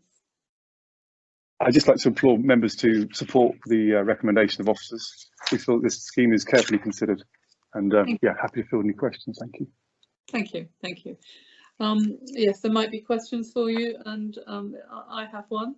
I see from the update sheet that you were going for pre-application advice over the subdivision of the site, but decided not to proceed with that. Could you just talk me through that decision?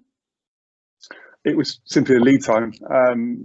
There was a lead time on my client's part, and I think we have 6 weeks we'd waited for the response, so we decided in conjunction with officers to move forward with an application. So yeah. Okay, thank you. Vice Chair, any questions? We have Councillor Laming with a question, and I have a question, Chair. Thank you. Councillor Laming. Yes. We had the Garden House application before us at the last committee meeting, and I cannot see how you can link the two applications together, because it wasn't one house in front of the other, it was side by side, and the plot sizes of those two buildings were considerably bigger than this, and the impact on the visual area of that part of the road was not significant at all. So by putting them in tandem on this particular application, I cannot see how you can link the 2 points together. So perhaps you could explain that to us. I think you certainly can link the points together. Obviously, we're looking at a subdivision situation here, and therefore there's a visual prominence associated with subdividing a plot and increasing it to 2. I think there's a fixation here as part of a lot of representations, but also members' considerations that it's this tandem development. Obviously, there's an example, as we've already touched upon, in the area, so that's a pretty key point. But ultimately, what we're looking at here is a dwelling that sits within the forward building line to this side of the highway, and effectively renders the donor dwelling a backland development. which is entirely prevalent in the area. There's multiple examples. I mean, one of the councillors a moment ago touched upon that, but didn't perhaps provide the clarity that was needed, because there are many examples as set out in the statement where there is backland development, which is effectively what this is create. So I think there needs to be a kind of a sort of an opening up of the kind of the optic in terms of how we're looking at this and how we're viewing it, because as I say, it's a linear development that preserves that characteristic, and one that is very much in line with the sort of evolution of the character and pattern of this area. So we do feel it's comparable. Thank you. Councillor Rutter. Thank you, Chair. Could I just ask about the finish that you're proposing? On our screens, it looks like it's going to be brick and not a white rendered finish, as Councillor Williams was concerned. Is that the case? Presumably the materials, the final decision on materials and so on will be under consultation with planning officers. Yeah, that's entirely correct, Councillor Rutter. It's a brick, white painted brick finish. Client very much happy to sort of consider a reasonably worthy condition to sort of address that with officers at a later stage. But yes, in short, that's the finish. So sorry, you said white painted brick. Correct. Oh right, not just brick. It's a brick, but it's a painted brick finish. So it's in keeping with the kind of the rationale behind the design approach. So it's very much sort of in keeping with the period of the architecture that's been proposed. Right. Okay. Thank you. Could I just pursue that, because it is the residents and the local councillors' view that makes this building much more prominent and visible. I mean, subjective judgment, isn't it, Chair? I would suggest on that one. Yeah, I mean, it does making something visible make it harmful? I would probably argue not, it doesn't. I mean, it's visible, certainly. It will be visible, but indeed that's the context of the site. And as the officer helpfully pointed out, there are multiple examples in the street scene of properties that are visible, and I would argue less architecturally striking than what we're proposing. So, well, when you say, I haven't made my mind up either way here, but when you say it's the context of the site, what do you mean by that? The context of the area, looking at it broadly. And obviously we're not saying that it's directly comparable to the immediate properties, but I think the important point to make, and the point I didn't perhaps get onto in my presentation, was that there is a real variety in the architectural form of vocabulary in the area here. I think it would be unreasonable to sort of, pigeonhole development in a particular way, and therefore this takes an opportunity to sort of approach or present classical architecture, form, proportions, finish, that we feel would add to the street scene. So. Okay, yes, thank you. Yes, I've been to the area, so I do know that there is a variety of types and dwellings there. Vice Chair, any more questions from the committee? No further questions, Chair. Thank you. So thank you very much for coming along, Mr. Griffiths, today. And obviously you're going to stay in the meeting, but if you could, yeah, you've done it already, turn your camera and microphone off. Anything, Sean, that you want to say in response to the public speaking that you've heard before we go into questions on the report? I think, yeah, thank you, Chair. Just a couple of points. I had a couple of notes. The comments from Mr. Killingly talked about shoehorning this building into the site. I think the proportions are appropriate, and certainly, it doesn't strike me that shoehorning is taking place. And a general comment, as I said in my report, I think as members recognise, the key point here is the key issue in the assessment is the impact of this proposal on the character and appearance of the area. Now, the gist of my report acknowledges that it will impact the character. It will be seen from the road. However, that impact is not sufficient to warrant a refusal of planning permission. And in assessing it, I've concentrated on the experience of the site from the road, which is from pedestrians and cars. Because of the actual circumstances, the there's a wide grass verge at this point, as there is in other locations on South Down Road, and the building itself is then set back from that. So the building is actually some 18 metres back from the back of the road. Now, whilst that situation is not in existence in the plots either side, very close by, as shown in my photographs, other development is of an equal distance back from the road. However, the overriding impression when you're on that road is of development being set back and not much in your vision. Now, I do accept, of course, that it is there is change, i.e. development will be forward of the house that is already there, but as experienced from the road, that development is not overbearing. And in addition, you will have a lot of people have been talking about the tandem nature of development. As experienced from the road, you will have no idea of that tandem situation because you won't be able to see the property behind. So in a way, it is the end result is like backland development, which has happened in other places in South Down.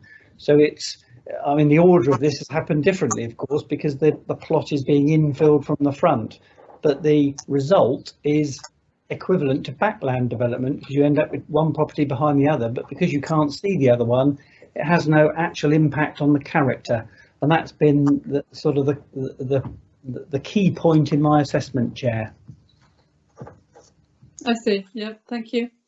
Vice Chair, no. Yes. At that point, we're going to look at principle of development and impact on the character of the area. Those are pages 91 and 92.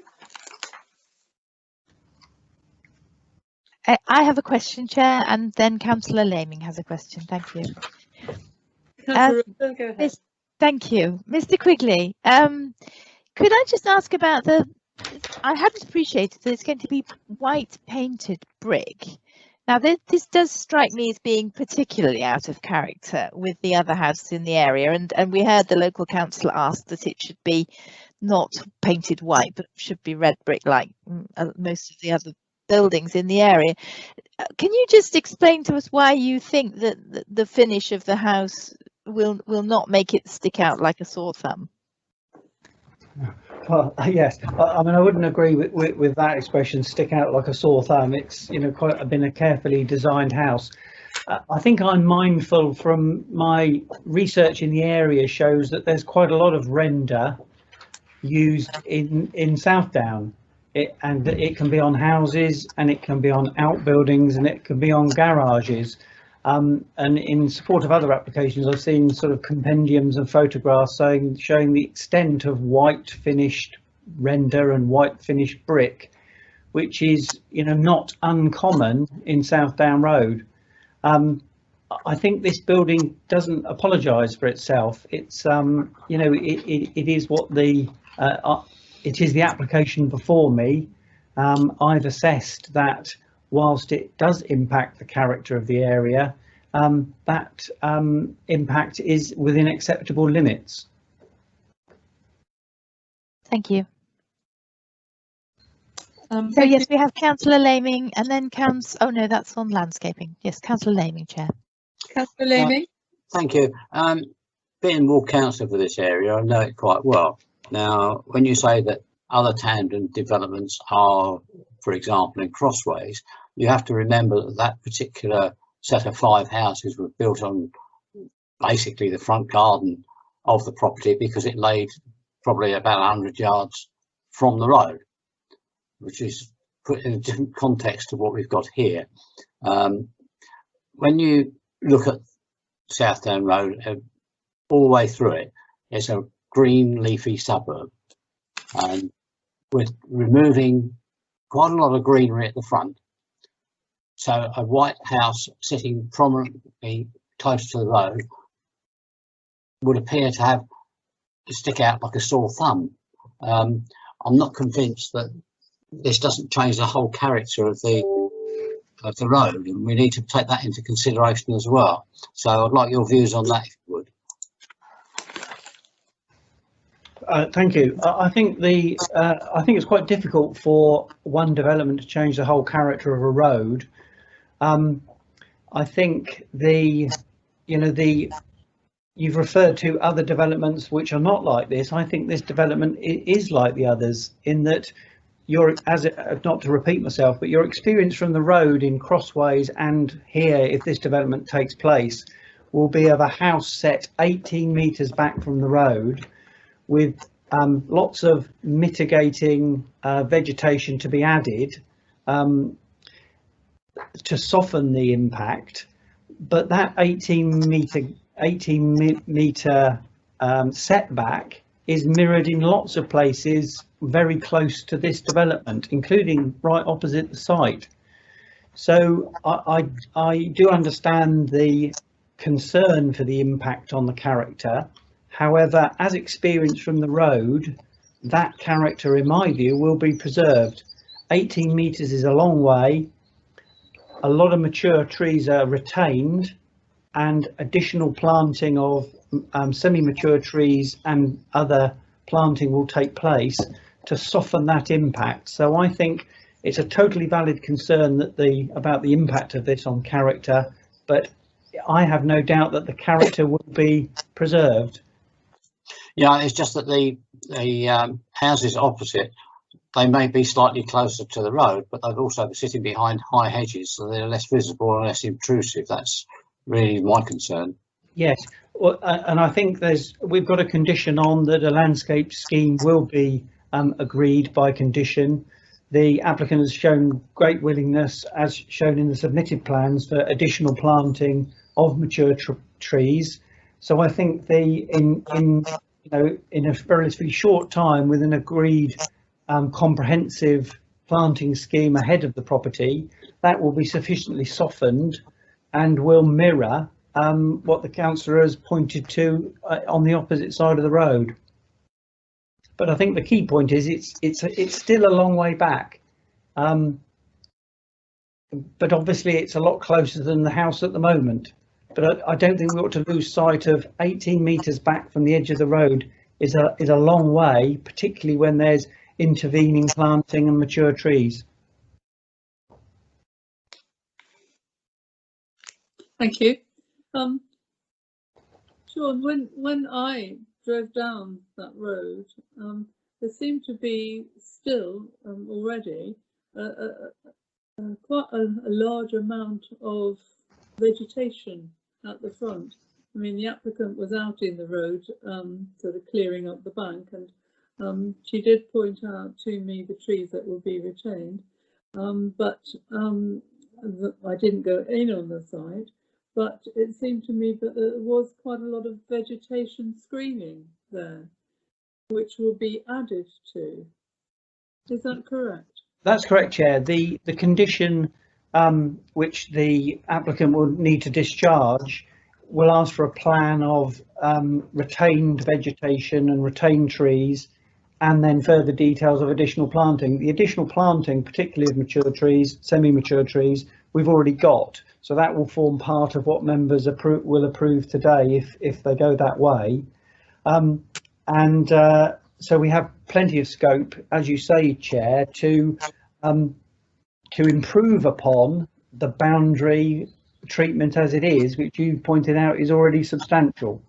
So that mitigation is a very important factor, but I don't want to give the impression that we're trying to hide bad development. That isn't the case at all. It's a high quality development set back from the road, which preserves the character, however will be softened appropriately to mirror the surrounding area with appropriate planting. Okay, thank you. Vice Chair, any more questions on those two, principal development, impact on the character? No, we have questions on the rest of the report, Chair. Well, but the next thing is the next paragraph, and I took it on its own because it was so long, is the Compton and Shawford Village Design Statement. We've already heard from Councillor Strange that it's being updated because it is 2011. But anyway, given that it's quite a prominent paragraph in our reports, I thought I'd just see if the committee wanted to ask any questions on it? There's nothing Chairman. indicated, Chair. Oh, Chair, I've got Councillor Reid. Councillor Reece. Thank you, Chairman. Before we came off of the last heading, I did put in a question. I'm assuming that we're talking about the property opposite being Beechwood House. That projection from the road is quite clearly nearer to the road than the main property, but that's the garage, I'm assuming, and it only occupies less than 24% of the frontage of the house or the property, whereas the proposed property at Scandia is going to be up to 80% of the frontage. So if you look at all of the other properties that come closer to the road, it's only by 20 feet, 25 feet. You'll see the rest of the properties go back considerably more. So the new property proposed is going to be occupying 80% of the frontage of that site. Is that correct? Is that a, right? I was going to say, is that a question? No, But I had to think of Eileen. Sean? Yeah, well, I think yeah, it's evident that the new property will occupy a substantial width of the property However, it is set 18 metres back. That's some distance, and mitigated with planting and retention of existing planting. In fact, if members look at the front page of agenda item 9, at the bottom there you can see the property Ashfield. I can't actually see where that plot finishes, but it could well be that that has a similar occupation of the plot. But it is a key factor. But again, the setback, I think, achieves, in my view, a satisfactory relationship. Okay, thank you. So are there any questions on the VDS? No, Chair. No. So let's move on then to landscape and trees. Well, in fact, the rest of the report. So impact on residential amenities, highways and parking, and then we've got Natural England, other matters, equality, and conclusion and conditions. If I could just start off, there was a concern from Councillor Williams about overlooking from the windows to nearby properties. Sean, could you assure us that there is no overlooking? That was my view, Chair. I think the separation of, the advantage of these big plots with houses occupying them is that the degree of separation is such that the potential impact on the occupiers' residential amenities is much reduced, and certainly, in my view, it's totally satisfactory in those respects. Okay. So there will be no direct into neighbouring properties, will there? There'll be no direct view anyway, because they're not next to the property, except for the tiled house, which is quite a way away. That's correct, Chair. Okay, thank you. Just wanted to raise that concern. Vice Chair, any other? Yes, Chair. We have Councillor Reid on landscaping. Councillor Reid. Thank you, Chairman. On page 93, 5th line down, last 3 words, it refers to tree preservation order and it gives you the number. But it does say it's been registered but not yet confirmed. Where are we with that confirmation, please? As I understand it, Chair, those tree protection orders have now been confirmed, and there were no objections to them. Okay, so the report should be amended accordingly. Yeah. Okay, thank you. And I can confirm that I asked about the trees, and the 3 very large important trees are being retained, and they're the ones with TPOs on.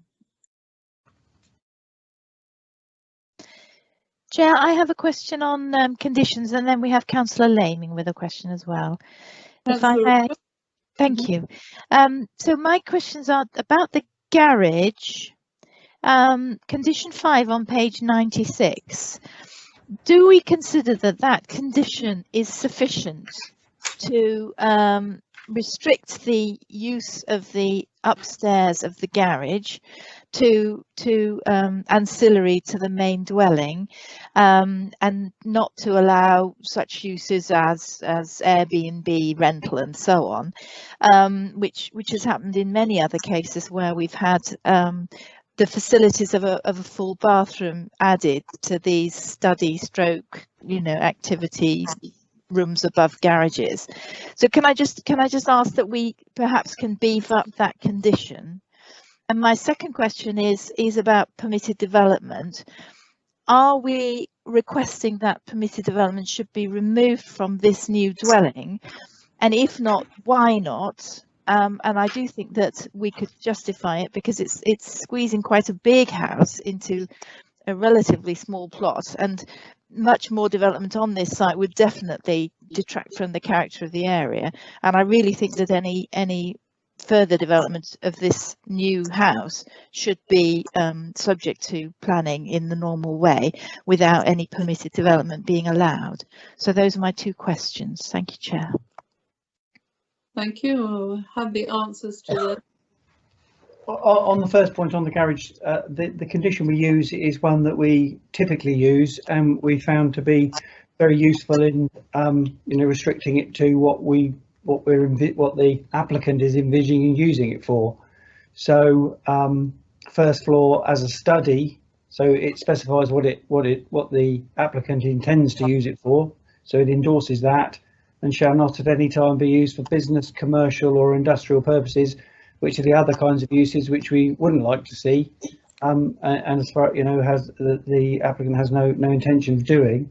So we're protected there. I mean, while we're on this point, I know various views have been expressed about concern that the garage would become a separate dwelling. I mean, apart from the applicant having no intention to do that, that would be prohibited in any event. It's related to this this condition, and in any event would require planning permission for a change of use, Chair. So in my view, that's not a particular concern. The second question was about permitted development rights. Permitted development, as I understand it, we at the moment we haven't withdrawn permitted development rights for the main building or the garage. I mean, frankly, I'm not sure that's necessary. However, if members thought that was something which was required, I would have no objection to that, and I don't think the applicant would either. I would like to propose that, Chair, if that's possible. Before you do that, I would just like to say that you do have to have regard to the reason. Sorry, I should introduce myself. I know you can't see me on camera. Julie Pinnock, Service Lead, Built Environment. When you remove permitted development rights, you have to give reasons as to why you're doing that. And there are various tests, as you know, when we add conditions, that we have to ensure that those conditions meet the tests set out in national guidance and in legislation. And to remove someone's future permitted development rights is quite a significant matter. So we have to identify potential harms. And I think, this is, as you've noted, a reasonably large dwelling, but on a reasonably large plot. And is it reasonable to remove someone's future development rights? It would only be probably development to the rear if they were to add a conservatory or some minor outbuilding. And I'm just not sure that's wholly reasonable in terms of the tests of national guidance. Obviously, we'll be guided by you as to explain the harm you believe to see if we can control that. But, I think we just need to be mindful of that, Chair. If I may, Chair? Yes, of course. I'm just looking back because I thought we've already removed them in the previous application. But yeah, carry on. Thank you. Yes, we did remove permitted development rights on the St Cross development, right? And I think to a certain extent that similar considerations should apply here. We have had a lot of concern from local residents about too large a development being put on too small a plot and taking away from the character of the area, because they are large plots and they're not full of buildings cramming every possible square inch of the plot. And by removing permitted development rights, we don't necessarily say you definitely can't build anything else ever on this plot. We're saying that it should be considered by the planning department first. And the government is insistent on ever increasing the permitted development, which means that, you know, without removing those development rights, something particularly hideous could be added if we don't withdraw the permitted development rights without local people having any say in that. So I'm very concerned that if we do accept this as the officer is presenting it as an application which we should approve, if we add that extra rider, that those permitted development rights are not there, then that does provide some extra consideration, some extra safety net, if you like, for local residents. That's what we are approving now, is what is essentially going to be there, and if anything else is proposed, it will have to go through the planning process. Thank you. Thank you. So you are proposing the removal of permitted development. Mrs. Pinnock, I see you've appeared on the screen. Yeah, thank you, Chair. I just want to say we just need to be clear what rights we want to remove, because there are various different classes in the general permitted development order that relate to different classes. So Class A, for example, of Schedule 2 of the order is around extending the house. Class B and C, I probably would agree with you, relate to roof alterations. I think Class D, and I'm just doing this from memory now, maybe porches or some such thing. And then Class E is about outbuildings to the rear. Is that the areas that the committee is looking to remove, Chair? Just would need to be clear on that, and then we can give the reasons why about that perceived harm and being assessed, Chair. Thank you. Councillor Rutter? Yes, all of the above, thank you. But I think in consultation with the head of development and yourself, Chair, I think, you know, we can leave it to you to decide what is the most appropriate. But I do think that we do need to offer this extra safety net to local residents. Right, so we're discussing removal of permitted development rights, which would be left to Mrs. Pinnock and myself to determine exactly the reason. Councillor Reid, I can see your yes, Chairman. I think what we've got to bear in mind that permitted development rights, there is an automatic now that you can develop a much larger area than you could 5 to 10 years ago. And with bearing that in mind, none of us know at this point in time what size that may grow to in the future. As this is basically a wall-to-wall carpeting on the plot, the only way you can go is backwards, which may infringe upon the neighbour who happens to find themselves behind this front garden development. So yes, I'm happy to second the removal of the permitted development. Right. So the proposal, I mean, people keep saying it's a very small plot. It's 1/4 of an acre, which is more than I've got in my garden. The proposal is, if this is approved, to add a condition removing permitted development rights. So could I hear if anyone from the committee objects to that? I've had Q in the chat for a little while now, and it's not been picked up yet. Well, I'm not looking at chat. No, I know you're not. Hey, Councillor McLean, it wasn't clear that you were asking a question about what we're discussing now, but well, thank you.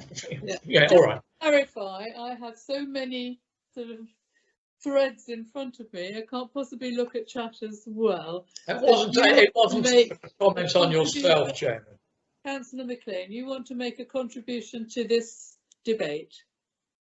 Are we in debate or in question? Where are we? We are in debate. Right. I would not. Possibly of adding that as a condition, should it be approved. But we are basically in debate. Okay. Just want it clarified. And no, I wouldn't be in support of it, in favour of it. No. Okay. So what I'm asking at the moment is, from the committee, to save going round everybody, is there anybody who objects to having a committee, a condition removing permitted development rights with the details to be determined between Mrs. Pinnock and myself? Yes, I am. You object? Sorry, yes, Chair. Yes, I don't you think there are any other objections, Chair. Okay, so that is parked for the minute, and we're still on the, I believe, we're still on the last 2 pages of the report. Are there any further questions for the case officer on page 93, landscape and trees, over to page 95? Unless, Chair, I have Councillor McLean down with a question, but I assume that that was to do with the permitted development rights discussion. That is indeed correct. No, I don't Thank think you. it was. Thank you. So there are no further questions. Councillor McLean. Sorry, Chair. Councillor McLean's just confirmed that his question was about permitted development rights, and that's been covered. Good. We have, I'm sorry, we have Councillor Laming with a question on other matters. Of course, Thank yes, you. I have got him down. Councillor Laming. Yes, thank you very much. I'm back onto my favourite subject on this area. It's the drainage of the foul sewage. We've had a large increase in the number of properties on this area with the go into the main drains. You've also got the Captain Barnard site, which is 70 rooms on top of that, and we're already experiencing, before these are built, problems with the sewage at the bottom of the hill where it's flooding people's gardens from time to time. I would like an assurance that Southern Water are going to do something about this, because otherwise this property is just going to add to the problems. Sean? I can't really comment on Southern Water, Chair, but I can say that it's got a standard drainage condition, and nothing has been brought my attention that would alert me to any particular issue here, Chair. It's not an area subject to flooding or any problem that I'm aware of. No, Sean, but it's a problem with the volume going down a small pipe that was never anticipated to have that number of houses. And if you look at Southdown, for example, you've got 29 properties in the tile house now. You've got something like another 8 or 9 in Crossways, and that's just in the last year or so. And there's been a lot of other properties built on Southdown over the period of time. Now we've got the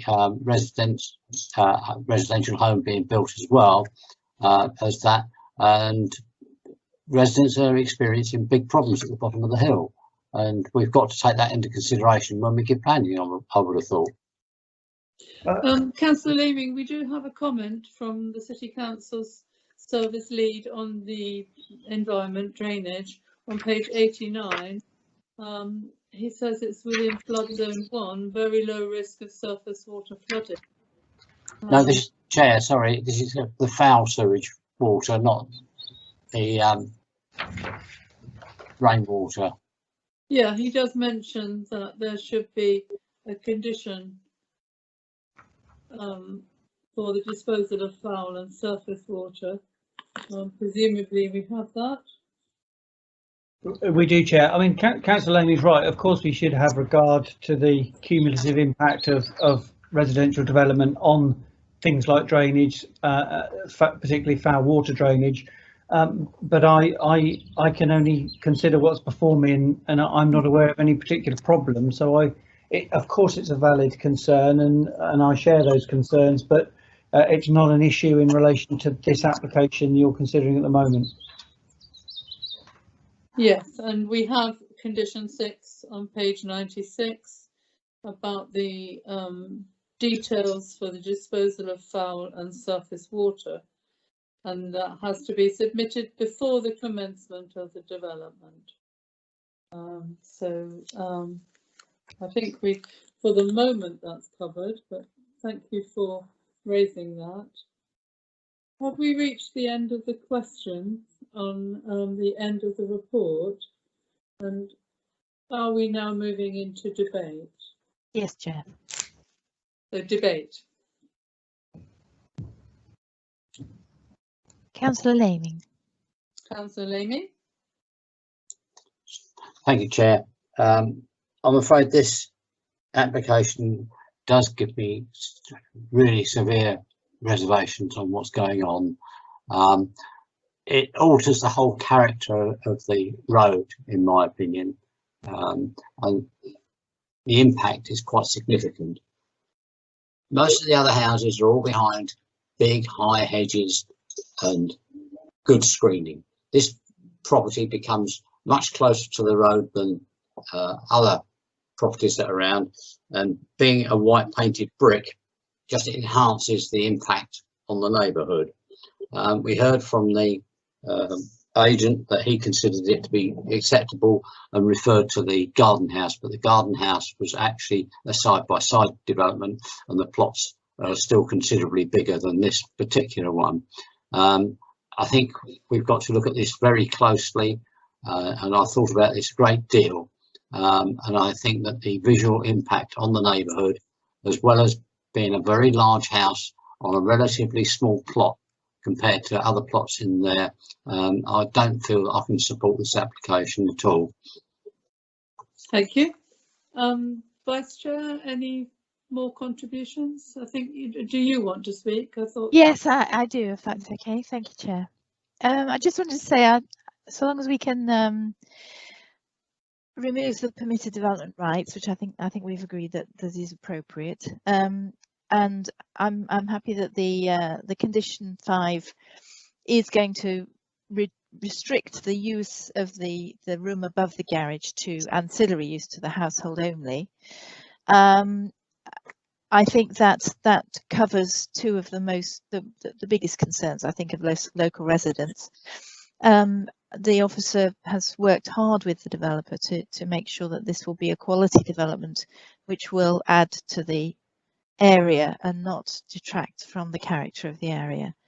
As you pointed out, it's a large plot, and even with another house built in front of the existing dwelling, it's an appropriate size for such a sized dwelling. So I will be supporting the officer recommendation. I don't think we'd be able to defend a refusal to a planning inspector. So thank you, Chair. Thank you. Do you have any other councillors wanting to add to debate? No, none other indicated, Chair. Thank you. So yeah, I would like to say a few words. Yes, I think it will have an impact on the area, but we've seen on the update sheet from Sean that this is not sufficient to justify the refusal of planning permission. All new houses do add some change to the area. The fact that it's white, well, we've heard from the agent that that's what the architect wants, that's what fits in. I don't think you're going to see it much, because once all the landscaping is planted and grows up, I just don't think you're going to see the front of the house, like you can't see the others really. Already there is quite a lot of vegetation at the front, and from the first slide that Sean showed us, you could see there was a whole block of vegetation. And I think, yes, that will soften the impact of the colour of whatever it ends up being. It is an 1/4 acre plot, and it is 18 metres from the road. That is quite a large way back. And I do understand what he's saying, is that you won't see it as a tandem. When you look on the map, you can see all the other possibilities of where people could put another plot in. But when you see it in reality, I think you won't view it like that. You won't go drive down that road and say, oh look, there's that house in the front of another house, because there are other houses which are near the road as well. And I think efforts have been made to preserve the character of the area. So I'm not too sure. I mean, I think it's going to be okay, but even if you wanted to refuse, I'm not sure what grounds there could be for refusing, because we've been through all the material planning considerations and we spent some time on it. But I too will be supporting the... Chair, we have Councillor Reid also now for debate. Right. Yeah. Could I ask, that we do this promptly, because it's been a long morning, but Councillor Reid. Thank you, Chair. It's only something you said just now that prompted me to say something, and that is the fact that if the committee are of mind to pass this application or not. But more obviously, if they do, it would be an interesting one as and when it is being built out to go and look at on our planning tour. Yeah. As and when we can get back to those as well. If we're ever allowed to go out and visit these houses again. Yes, good suggestion, Councillor Reid, and Mrs. Pinnock is listening. Chair, we now have Councillor McLean wishing to debate as well. Councillor McLean. Thank you, Chair. Be very quick. My only worry with this is the white building. We keep on talking about things being in the character of the area. I've not seen any other bright white buildings with overpainted brick in the area, and I've not had explained to me there are any. So my concern is, and I'll be like Councillor Reid, I'd love to see it when it's finished. But it sounds a bit to me like polytunnels that you couldn't see from the road. That they're glaring white. This is going to be glaring white, and sadly, I think you will be able to see it from the road. If we decide, if we decide it's acceptable, that's fine. But I just think we have to be honest about it. Thank you. Right, and usually I'm going to go back to the case officer. Sean, do you want to comment on white painted brick? Well, only to repeat what I noted before, Chair, that were this an area where there was only dark finishes, brick finishes, then I think that point may well be more justified. However, when you drive through this area, there's lots of white render in outbuildings close to the road, and lots of white painted brick and white render on properties. So it's not at all uncharacteristic, and a characteristic of the area is what we're focusing on, quite rightly. So yeah, that's my view, Chair. Thank you. Any more debate? Final opportunity? No more debate, Chair. Okay, so this application has been recommended for approval. Dave, over to you to hear the vote from the committee. Thank you, Chair. Is this including the PDR? Thank you for reminding me. So I think this has been agreed, because no one dissented, that this will also include an extra condition removing permitted development rights, with the details to be confirmed by Mrs. Pinnock and myself. I think Councillor McLean did decide that he didn't want to support that, but I think he was the only member, Chair. That is correct. Okay. Yes, thank you for that clarification. Right. I shall go for the vote then. Can I, just before we do that, I know it's been a long morning. Mrs. Sutherland, do I then take a vote on the inclusion of an extra condition on permitted development rights, and then go to the one on the whole application? Chair, it was my understanding that that had already been proposed, seconded and approved, so you don't need to do that. Right. So yes, so we are now voting. It has been recommended for approval with the addition of an extra condition on removing permitted development rights. And Dave, you're going to take the roll call of members. I shall start now. Councillor Clear? 4. Councillor Evans? 4. Councillor Gordon-Smith? 4. Councillor Laming? Against. Councillor McLean? I shall have to abstain. Councillor Reid? Against. Councillor Raffel? 4. And Councillor Rutter? 4. Thank you. That's 5 for, 2 against and 1 abstention. Thank you very much. So that application has been approved. We've now come to the end of a very long morning, and we've had some quite difficult applications to consider. So I'm not proposing that we start at 2, because it's been quite hard work. So I'm in your hands. What would be reasonable for us and for members of the public to say what time we're starting? Would 2:30 be unreasonable, Chair? Dave, what do you think? I would agree 2:30. Yep. Dave, can you explain That seems to be a consensus for 2:30. Great. So yeah, we're 2:30. Thank you so much, members. It's been a difficult morning, but thank you for all your hard work. Thank you, Chair. Thank you. You.